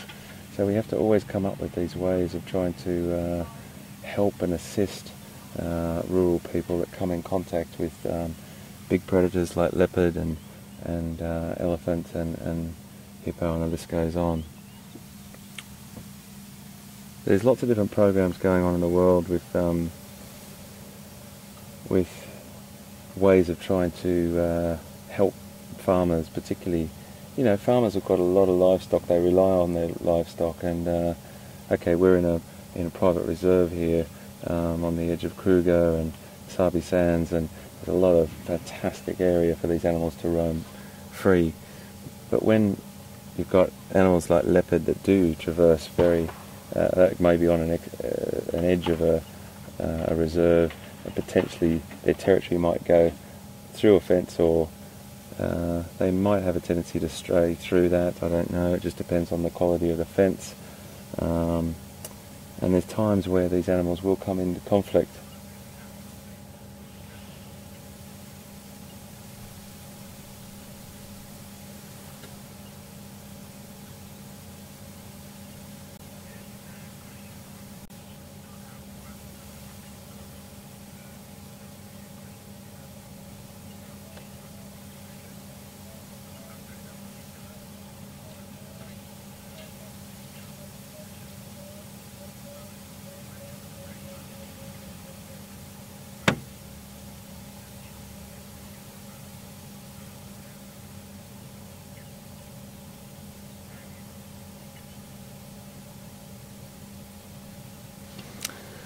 We just had a question from Kylie in Sydney, Australia, and Kylie wants to know how fast a leopard can run. Well, it's a really tricky one, Kylie, because it's not that measurable compared to a cat like a cheetah, which we have had lots of science on, and we can sort of in an controlled environment measure that. But with a leopard, it's very, very different. They're an ambush predator. So they use their sense and their ability of stalking within a very short distance of their prey, and then their acceleration is incredible, that's for sure. But it's a really difficult one to answer, so I couldn't give you a number, but all you really need to know is that their acceleration normally outsmarts or outproves the prey animals, or it out-accelerates, for want of a better term, the prey animal. So that's probably the best answer I can give you on that. Whereas we know that a cheetah, is has been measured around sort of 110 to 116 kilometres an hour, and just over 60 mile an hour. So, yeah, I'd have to say that's the answer for that, Kylie. Ambush predator, fantastic acceleration, but a very unmeasurable top speed.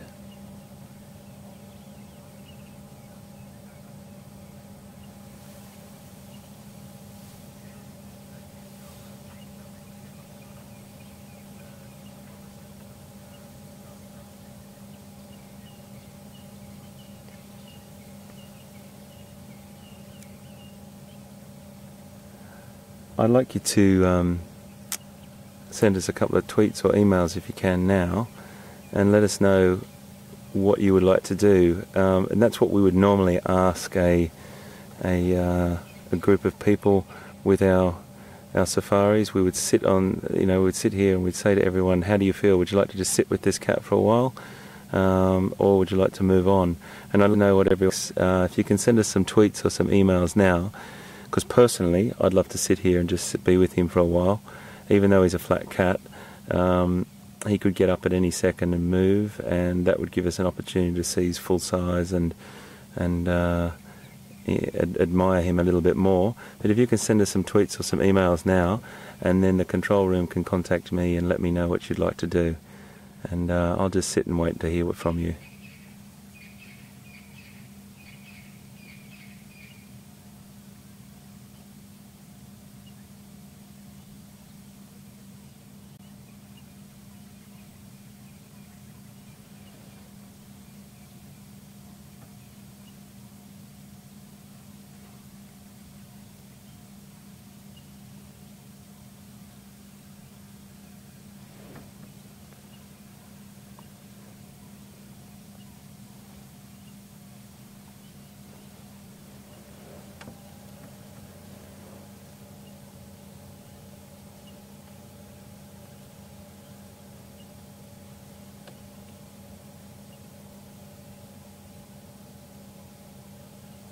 We're still sitting with Mvula, and if you've just joined us, this is one of the most beautiful male leopards I've ever seen.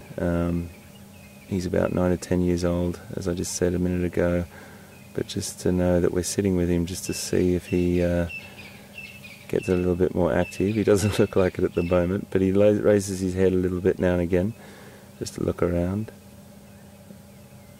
Oh, he's just turned his face around to us, which is beautiful.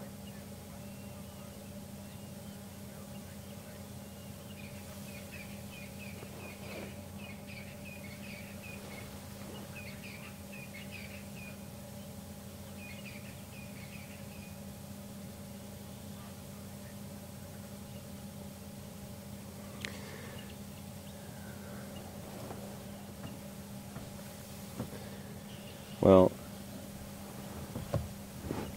one of the things I love about what we do here on Safari Live is that I can communicate with you, and we have just had a barrage of tweets and emails saying that you'd like to stay with Mvula.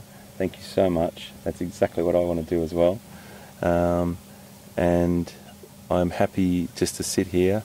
I'm not going to talk too much because it's sometimes just beautiful just to watch. I'll just chip in now and again with a little fact or a little statistic for you, but we'll just zoom back in on him. And I just want to say thank you so much for getting to us so quickly, and we're going to sit here and just see what he does. Thank you so much.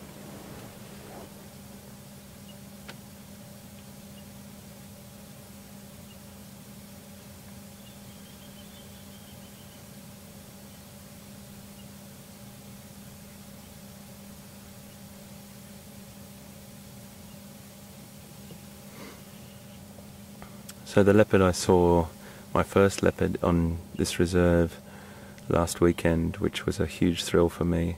His name was Quarantine, and he is the son of this leopard. He is the son of this beautiful male, and he'll probably turn out to be as big and as beautiful as his dad. This leopard Mvula right in front of us now mates with Karula, who is the mum of the mother of Quarantine as well, and Shadow. I haven't seen Shadow yet, so that's a quest for me over the next few weeks, is to see her. And I'm constantly learning about these leopard. They're all new to me, and many of you have been extremely helpful with messages about these leopards, so thank you very much for that as well. But I have to say, they are just one of my favourite animals on the planet.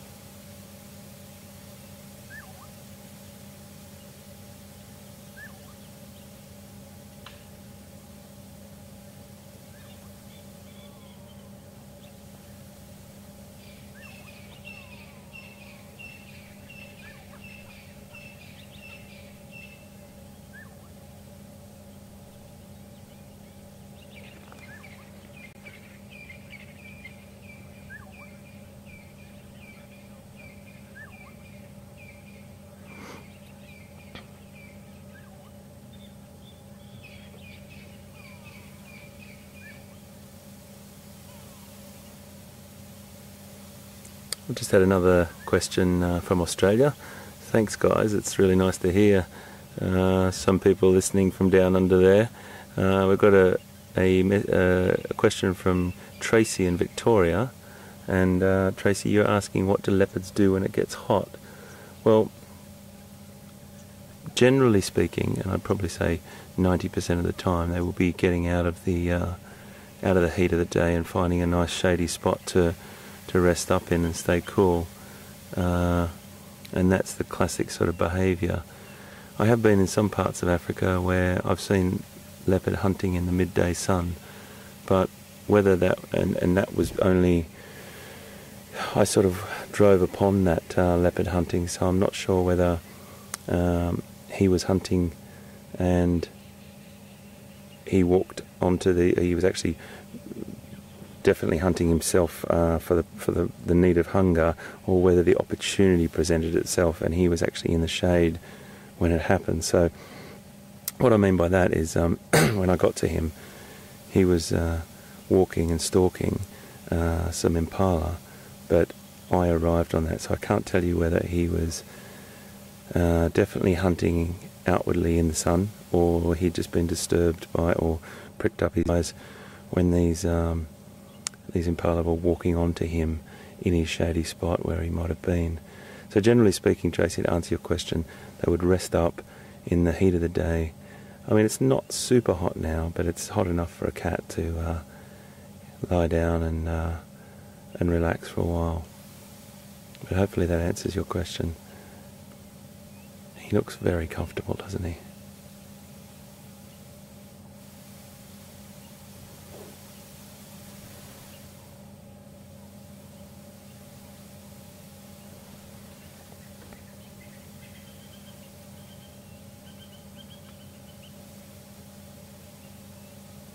Leopard ranges really, they vary a lot. They can be as small as 9 square kilometres. Goodness, I have to do all these conversions for you in my head, guys, so I might have to just work and come back to you on that. But maybe if you are sitting watching online, you could do a conversion for me. As small as 9 square kilometres, or 9 to 10 square kilometres, and up to about 63 to 65 square kilometres, but the defended core areas of their territory are much smaller.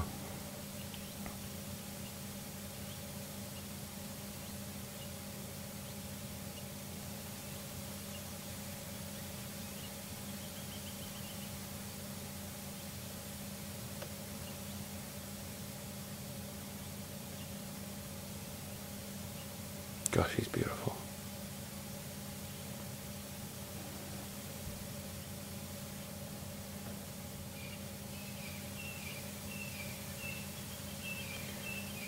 This leopard might put his head up in a minute, and Mvula might raise his head and look around behind him, because we've got a couple of bull elephants just moving around us at the moment. These are the elephant that I think that, oh, he's a beautiful bull too. When he gets into vision, I'll ask Jason to swing around and have a little bit of a look at him. He's only about probably less than 100 metres, so probably about 80 metres from Mvula, and which is about 240 feet. When I give these estimations, excuse me folks, give these estimations on the distances, please know that I'm just sort of multiplying feet by metres. 1 metre is approximately 3 feet, so if I do that, just know that they're rough estimations. So he's about 240 feet, about 80 metres away from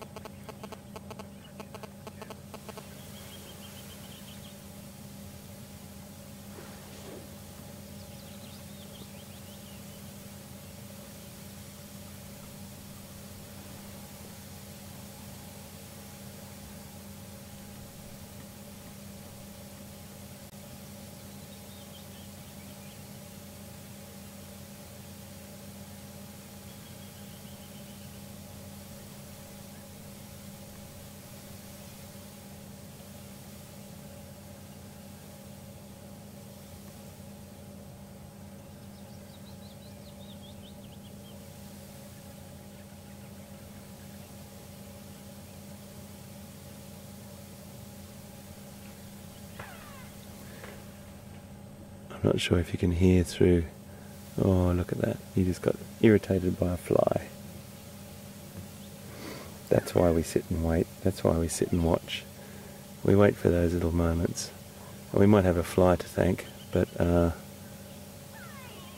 it's just beautiful to see him sit up and admire that magical, magical shape of his head and those huge shoulders.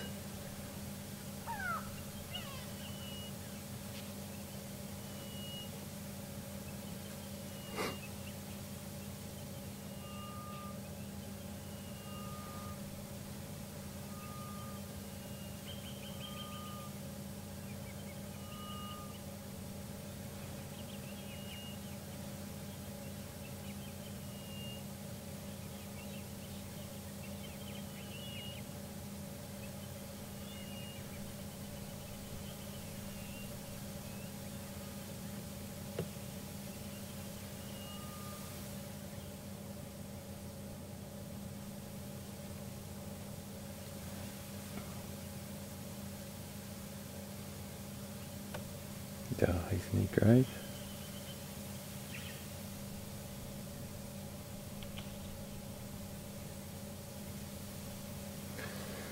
One of the things I love about Africa is that you could be sitting over watching those elephant maybe that over 200 feet away and not even know this leopard was here.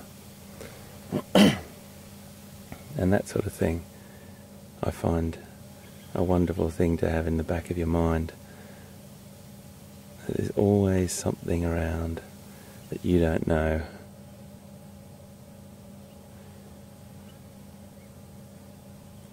Just grooming himself there. Probably see a lot of similarities with your house cat.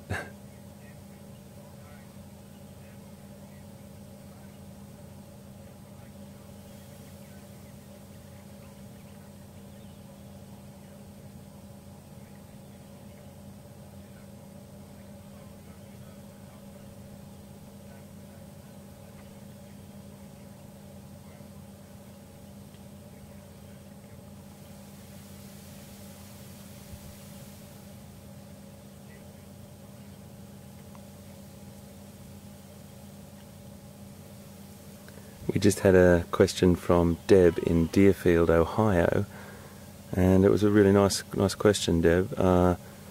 Do leopard territories cross over? Well, to some extent they do. There's a sort of, towards the edges there's a soft or a buffer zone, a soft zone, where they would potentially cross over a little bit. But as I sort of mentioned before, those central areas, or it's not necessarily just the centre, but there will be a much stronger defended area of that core territory. So the answer to your question, Deb, is yes, they do cross over slightly, and that's just like a little buffer zone between the territories, with that core area defended fiercely. I was just mentioning, if any of you have got cats out there, domestic cats, you'll probably see a lot of traits with big cats and your own cats. That beautiful, a lot of time spent grooming and looking after themselves.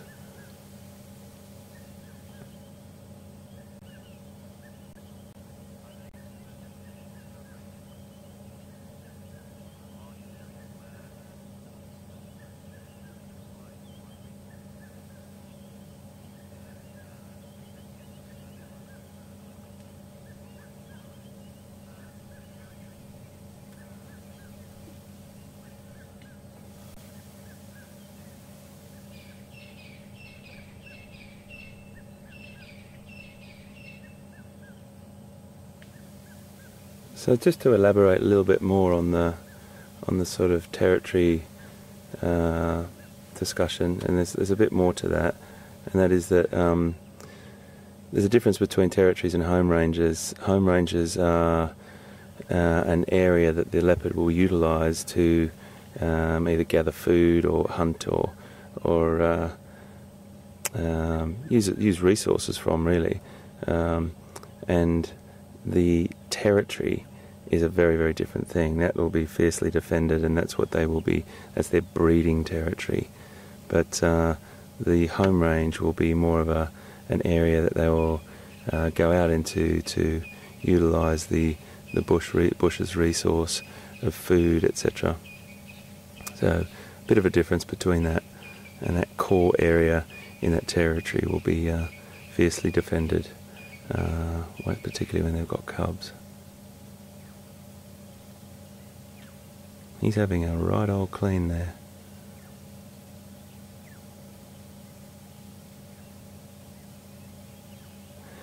I really do think that if you strip everything back and just look at the beauty, without all the statistics, without all the study, and there is amazing research and work done on leopards, but that coat pattern has to be one of the most beautiful coat patterns on the planet.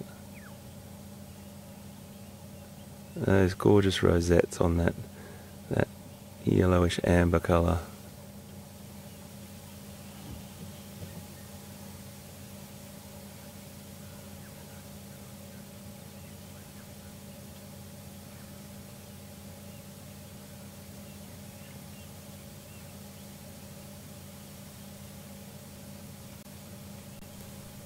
He's just having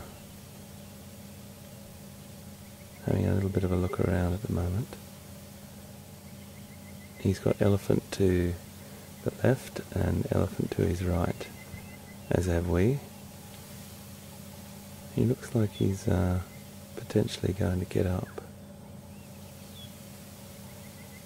or move. Goodness me, look at the thickness of that neck.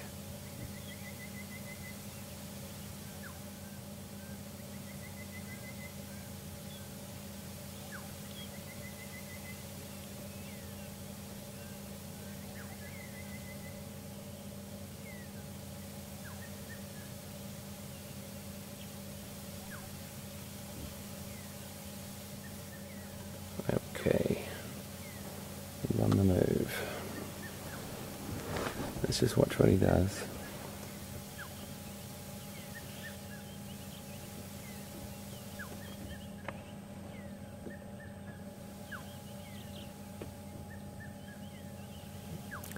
Now I'm going to have to start the vehicle in a second and turn around and try and follow him. Oh, no, I'm not. No, I'm not. He has just decided to go into a better spot. I'm just going to move the vehicle back a little bit so you can see him a bit better.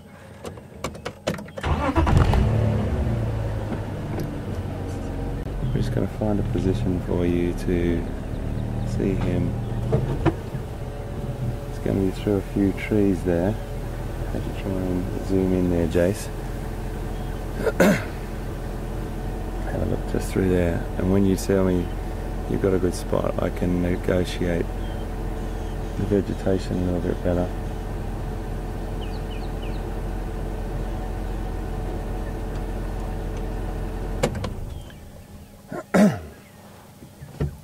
You know what, folks? I think I'm going to make an executive decision here, and I think we have a flat cat for quite a considerable amount of time now, and I think we're going to leave Mvula and let him rest in peace. Not that we've disturbed him, I don't think. He certainly hasn't showed any signs of abnormal, that's for sure. So I think we're going to let him be, because I'm pretty sure that he's going to be in that position for quite some time. And we've got about 39 minutes to go with you, so I really want to go out and see what else we can find in the last 30-40 minutes. And I think we'll leave him be. We've had an absolutely beautiful experience with him, and Pete as well earlier. I think we've been really privileged to be with this magnificent animal, and I am just so excited. I've seen my third leopard in a week. Third leopard in a week. This place is amazing.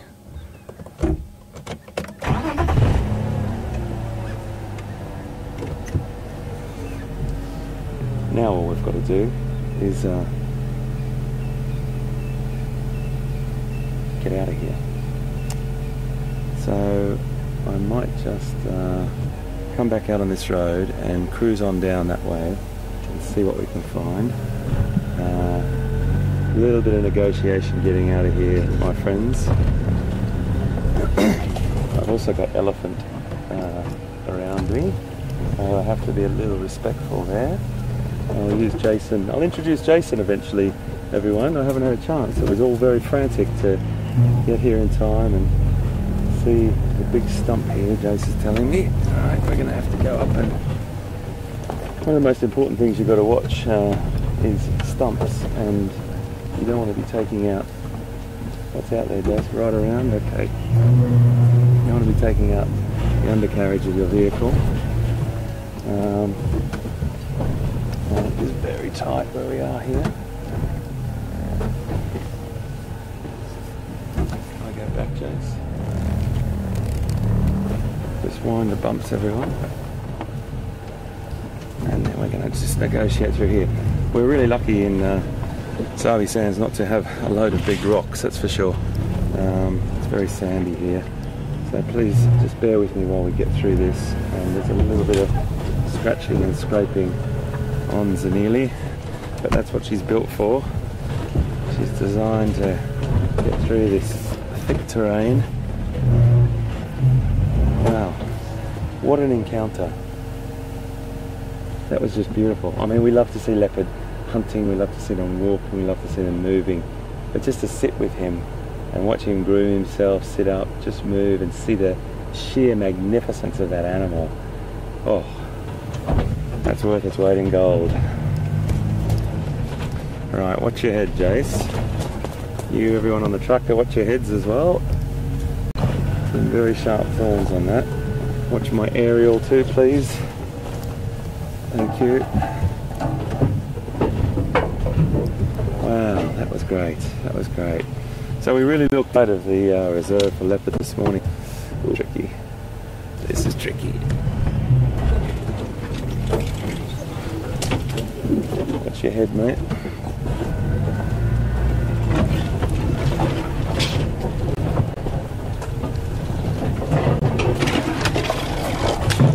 Okay. We're getting there. We're getting there. Right, I can see a road. Fantastic. Whew. That was amazing. Absolutely amazing. So I'm sure you feel as privileged as I do. Thank you. I can't tell you how much I thank you for tweeting and emailing us to give me your sort of opinion on what you wanted to do. Because that's exactly what we would do on a safari. We would sit with a big cat or an elephant herd or something like that for as long as our guests want to. You are what we're here for. This is what it's about, and for you to be able to communicate with that, with me on that subject, is just the most fantastic thing. This is just absolutely fantastic. I get so excited about it, because sometimes you're second guessing and you're going, oh, should we move on, or what do you want to do? But you guys have just been brilliant. Right, so at this point I think it's very fitting that I introduce my dear friend Jason on camera here, and he's jumped in the vehicle, and Jason is doing exactly the same thing as what Alex was doing yesterday. He's working with us and relieving the cameraman to have a break, and is going to be jumping in. He's a great guy, very, very knowledgeable in his trees as well, so he helps me out loads with that. And Jason's going to be with me on and off, and probably with Pete on and off, and getting a feel for the camera and how we're working on this. So welcome, Jace. I hope you're doing great. There's the thumbs up. And Jace has got a great set of eyes as well. He really sees things, and he's got that vantage point. He's a lot higher than I am on the back of the vehicle, so he is my eyes in the sky. So welcome aboard, buddy. I'm sure everyone else is happy to have you here as well. There's those bull elephant up there crashing through lots of vegetation at the moment. And speak of crashing through vegetation at the moment.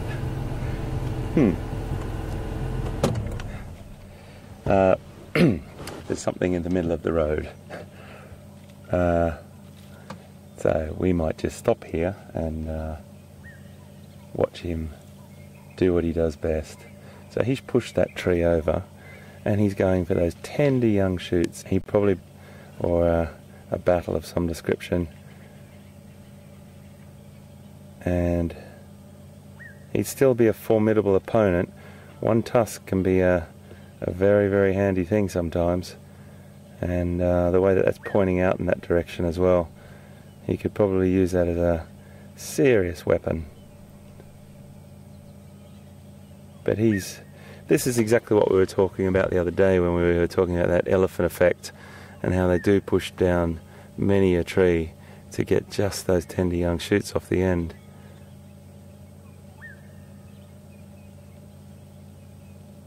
We could be here for some time, my friends.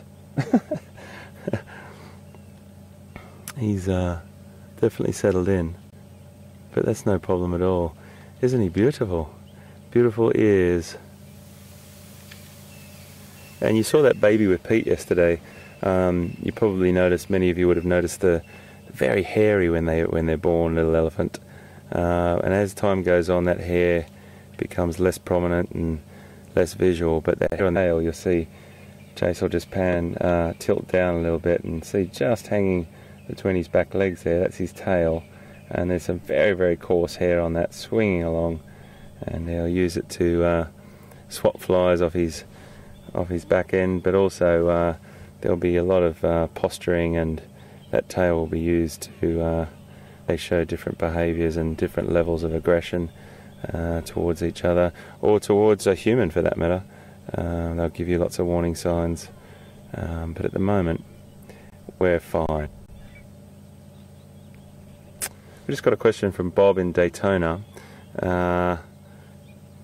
If elephant tusks grow back, and it's a good question, Bob.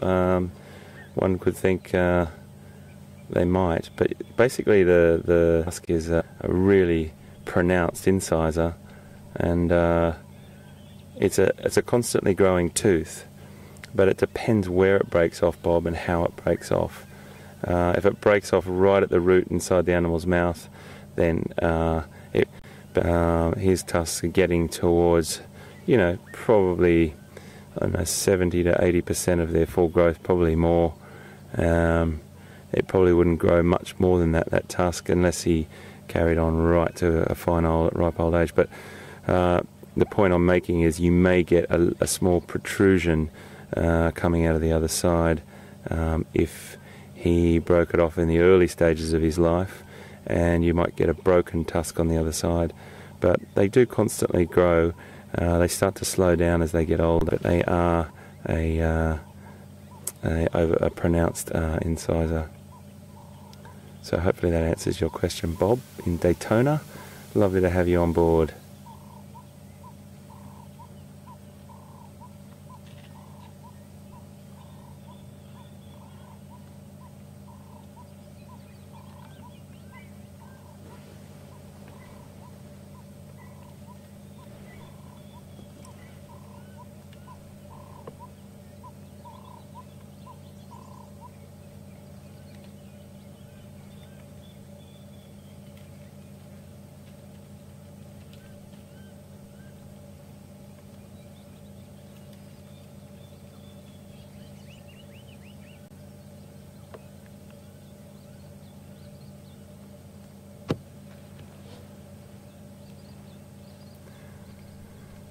The weight of an adult bull can get up to 3,000 pounds, but if anyone wants to send us a tweet on that, that'll be helpful.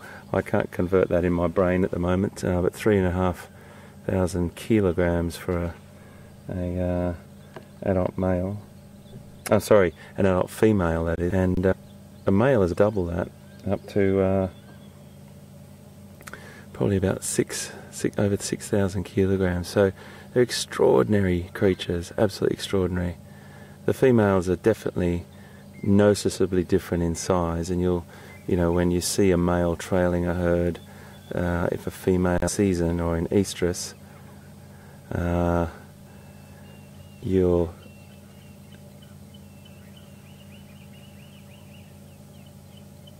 So hang on, I'm just going to give control a call on that. So for a female, I'm just going to get them to convert it for me. Control, do you copy? Can you just give me a conversion on 3,500 kilograms for a female for 6,000 grams, please? I just asked control folks, the control center, to send me a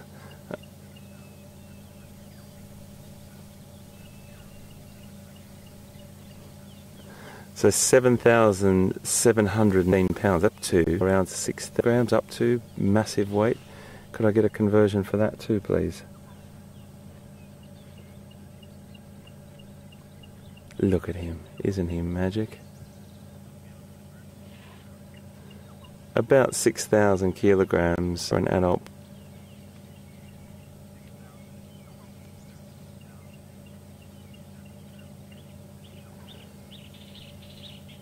So around 13,000 pounds or just over for an adult male at full size. Okay, so I'm just talking to you about maximums. Look at him as he walks off there, those massive shoulders.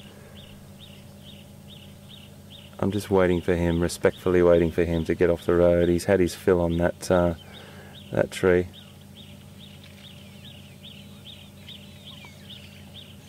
So in tons, that's probably a better conversion. Thank you, Control.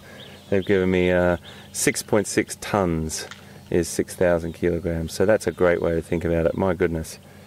I'm not sure how many small cars that is, but wow, they're magnificent. I'm going to tootle on up here and have a little bit of a look at what he's been feeding on and how they just break those or grind those branches off. We noticed that he was putting it in his mouth rather than stripping the foliage off. Just want to be gentle with him here because he's still browsing there and feeding. But he's pushed this tree over. And let's just have a really close look, Jace, at how he grinds this off with his teeth. Have a look at that.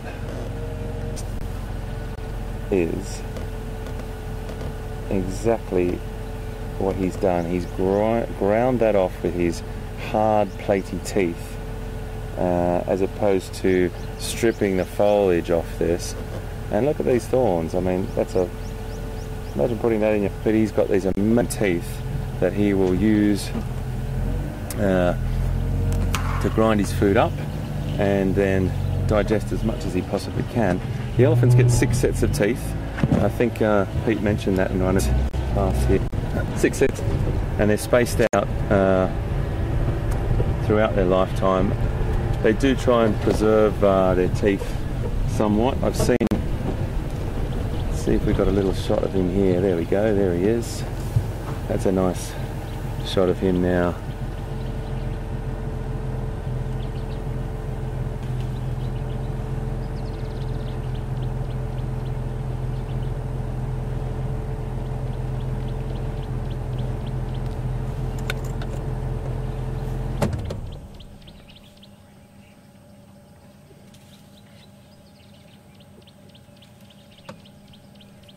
So I just got a question from John in Arkansas, and John, really good observation.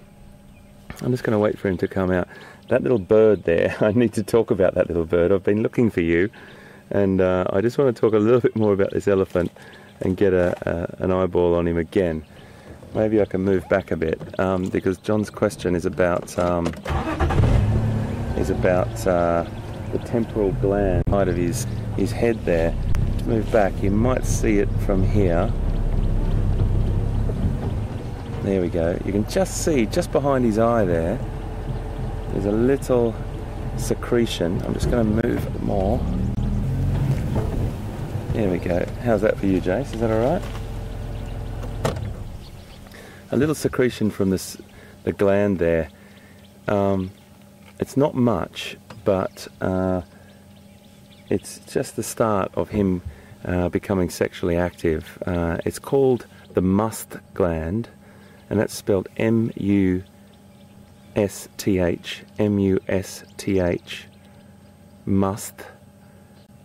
The animal secretes a sticky substance that's quite, it's got quite a a scent or an odor to it, and it's a signal that he is sexually active, and he will face.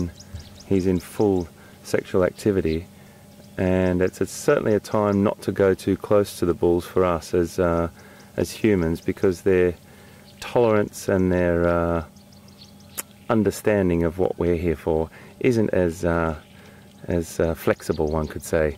They have a tendency to be a little bit shorter tempered and a little bit less tolerant of us.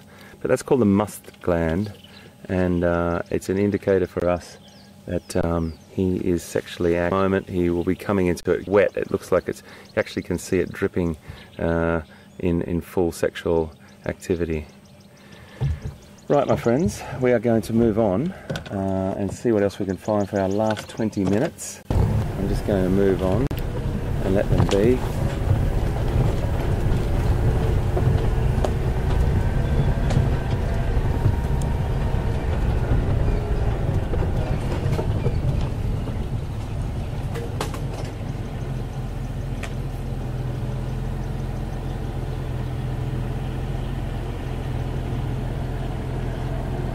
Hello mate, how are you? How are you doing? You well?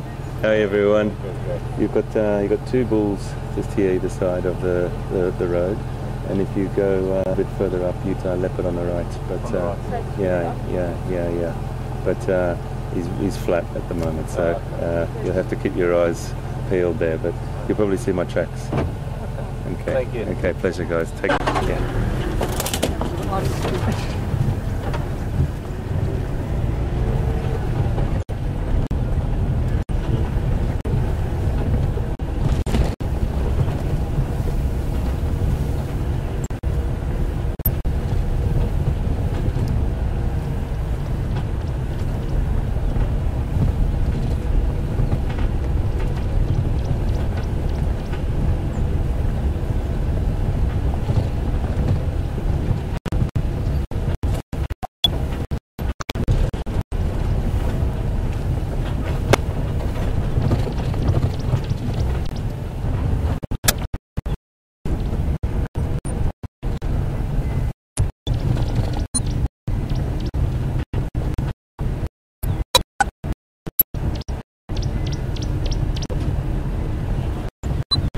It's a really nice finished.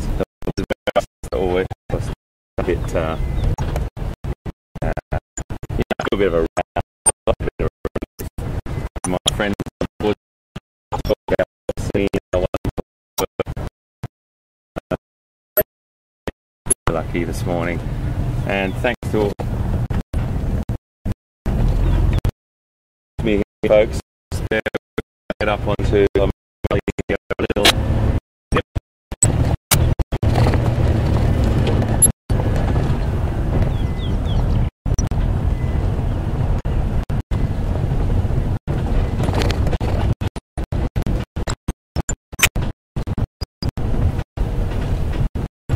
Hopefully you've still got us. We're down in a little pressure, a bit lower than now.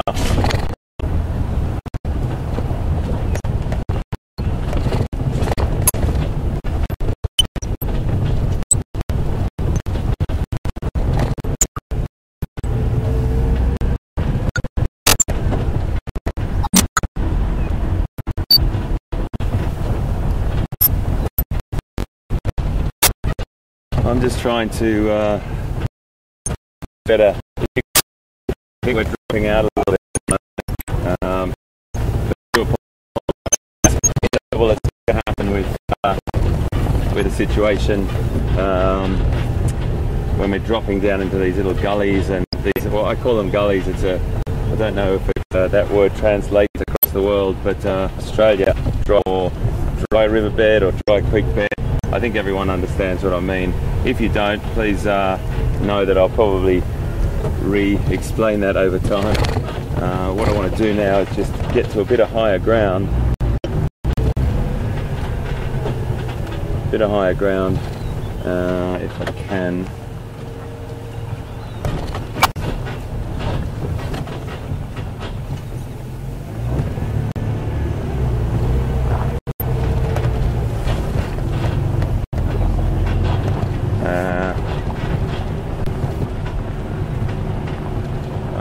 actually think I might go the other way because I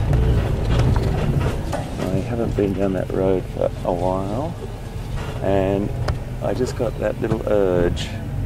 Is what's behind me, Jace? Is that okay? All good? As you can see, there's no reversing mirrors or anything on this this vehicle, and I can't really see what's behind me.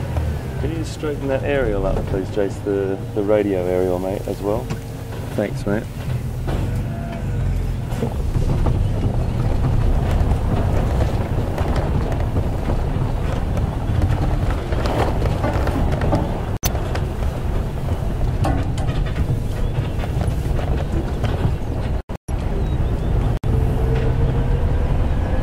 I hope you're still with me. As I said, if it broke up before, I do apologise. It's just inevitable when we go down to the little dips here. We try to get the high ground as quickly as we possibly can, and we really appreciate you staying with us. And these little glitches that occur,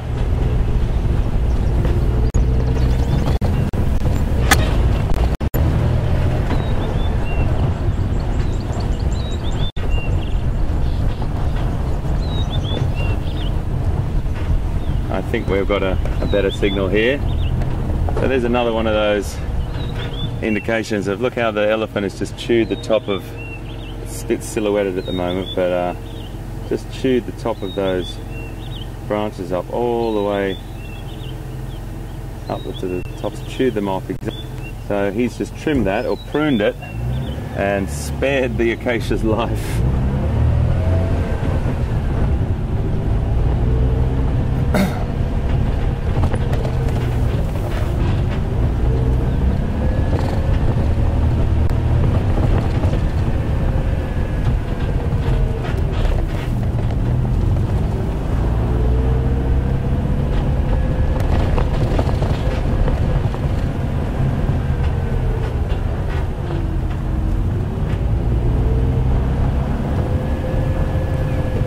They sort of had a bit of a couple of bumps in their transmission. Was this is where in the last sort of 10-15 minutes I like to recap on what the wonderful things we've seen.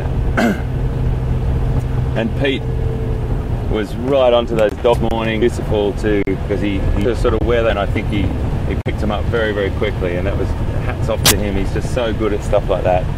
Really do admire his he's just got this sixth sense, and I really enjoy Pete's sixth sense. And then we went looking right on the other side because I really wanted to see either Shadow or Quarantine again. Hadn't seen them for a couple of days, and I thought they might have been coming back 3 or 4 days later. Excuse me. Sure enough, all the action was over this side today, and that's the way it works. That's the way it works. You can go and investigate an area, and there might be loads and loads of things there. 2 or 3 days later, it's very, very quiet. And that is great as well, because it means it keeps us searching, it keeps us on the adventure, it keeps us moving through the bush and looking for anything we can possibly find.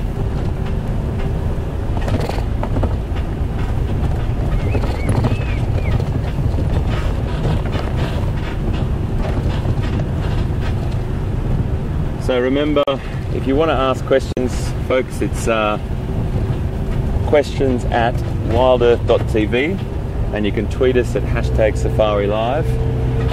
If you haven't got that information already, or if you've just joined us, please come back this afternoon on our sunset drive, which starts at, I have to look at my watch then and lose track of time sometimes out here. It starts at 4 o'clock in the afternoon, our time, and goes till 7, but all the details are on our website at wildearth.tv. You be on board with us. We might head over to Arathusa this afternoon. Beautiful reserve, absolutely superb, great people over there. The guides are sensational, everyone shares, and it's what it's all about, folks. It's what it's all about. It's not a competition, it's all about giving everyone we possibly can and great sightings and great encounters. So we've got about 10 minutes to go, and I'm looking for a bird. I'm looking for a bird called a fork-tailed drongo that is so common and we had a beautiful sighting when I lost you yesterday, and we had a beautiful sighting with that elephant who we were talking about must. But I'm going to try and find one. They're a really common bird, but they're a fun little bird, and they've got some really interesting behaviours and traits that I want to talk about if we see it. So Jason's got his eyes out as well. If we find a fork-tailed drongo, sometimes they sit. And the other bird I'd like you to hear, which is here I go and use the word again, quintessentially African sound, or quintessential African sound, is the Cape turtle dove. And it's of Africa always, and anyone that's been to Africa or been on Safari Live for many a moon, you will know that bird's sound. Oh Jace, which way? It's all very confusing. I came to the crossroads and I went straight ahead. I don't like going straight ahead. I like turning left or right. I think I'm going to go left. Right, I think. Right.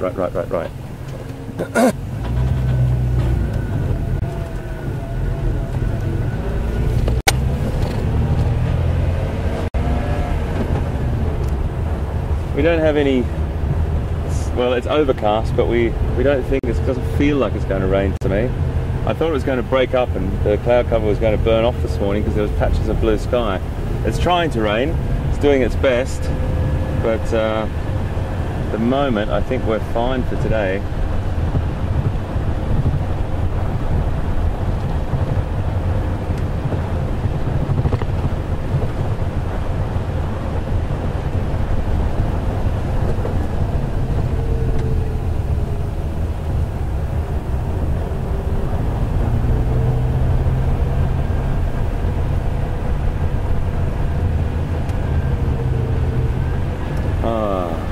It's just beautiful to be alive, isn't it? We are so lucky to be here. How big was Mvula? Mvula was big. That was a big cat.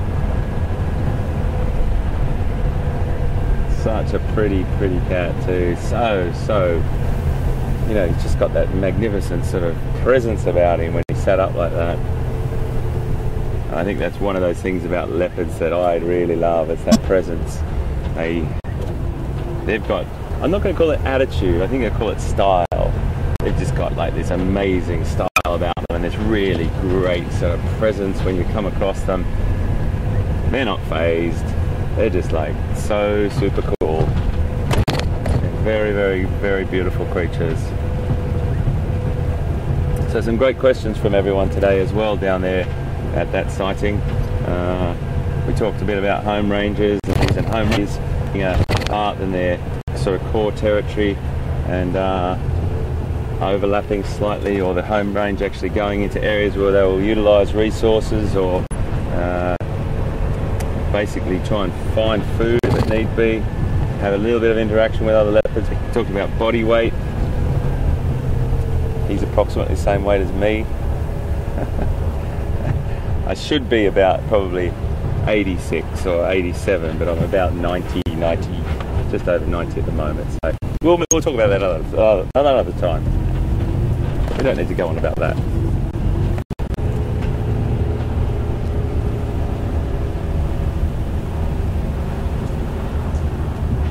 I was talking to my son last night, and my boy can't believe that he's watching his dad live on safari. It's pretty good fun, I have to say. Really nice. My little boy is 8 years old, and he loves it as well. And the technology, it's really interesting. I had a chat with him, and I said, "You believe live this beautiful place in South Africa?" And he's like, "Yeah." Like, it's really interesting. Kids these days just expect that because the technology is so advanced and so wonderful. But my boy is just like, "Well, what do you think, Dad? Of course, it's easy. You just put the technology in and do it." In our days, now I'm starting to sound like an old man. In our day, you wouldn't have really. That was really interesting conversation with him. my dear friend Jason. Now, we have about 5 minutes to go, and there's a lovely little fork-tailed drongo. Now, there we go. The good thing is we're far enough. Oh, there's another one, Jace, just landed on that branch. See that through there? We're going to crash in there with the zoom. I do apologise, everyone. I'll move up a bit. We lost that one just behind that tree, Jace. There you go, just to the right there for you. It's not exciting. Oh, goodness. See if you can get him. No, he's flown off. I think they're just too far away, Jace. Maybe let's move up here a little bit, mate. When they're that far away, it is just a little black dot for you folks, so I don't want to do that to you. We're going to learn a bird. We've got to get a sighting on it. There he is. Can you see him there, Jace? He's just flown off again. Incredible. They're so elusive, and when you haven't got the camera rolling, they're all over the place. Oh, that elusive little...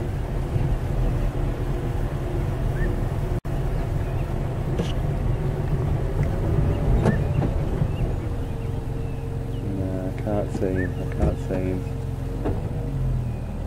I just had our operations director in this control room tell me, do they also call him a there he goes bird? That's very true. Well, he does often get called a there he goes bird, because I tell you, they just are so difficult. Oh, there he is. Well done, mate. Now, it's not a fantastic shot, and I don't mean that on Jason's part, but he's a very long distance away. We're going to get it. I'm not going to talk too much about him now because we can't see him properly.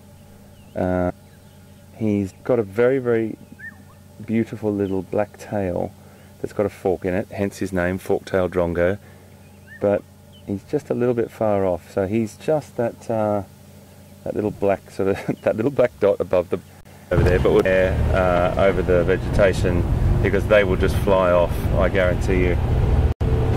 We normally get them if they're across the road.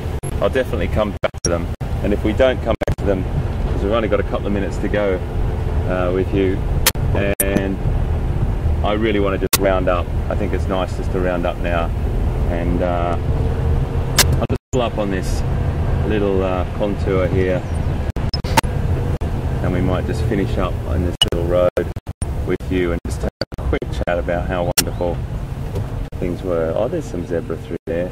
That's a nice thing to finish on. Jason can just pan over to that in a minute once I have my final words to say farewell. Where can I get you a nice shot, Jason? Just about here. There we go. Right, I'll just...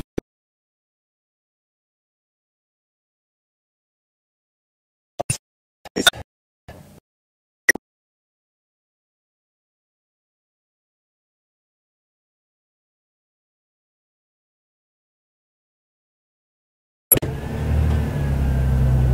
the signal okay, folks? Can you see me? How's that, control?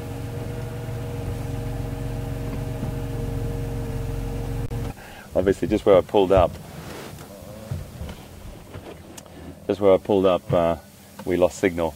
But anyway, ever so quickly, I just want to say to you, thank you very much for being with us. Really important you come back to us this afternoon if you want to join us on another fantastic drive. My name's HT. Peter Pretorius was fantastic with you this morning. We're going to swing to the zebra in a minute, but I just want to say to you this: come back this afternoon if you can at 4 o'clock our time to 7 o'clock, and you'll have to check the website to see what time zone you're in. We're going to be back here. A little look at these zebra. We'll stick back.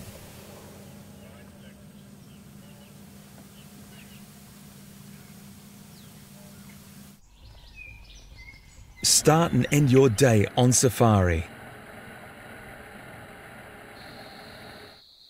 Every day, twice a day through January 31st, join a real African safari live online.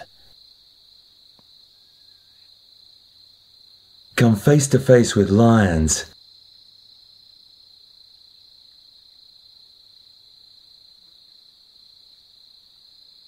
leopard,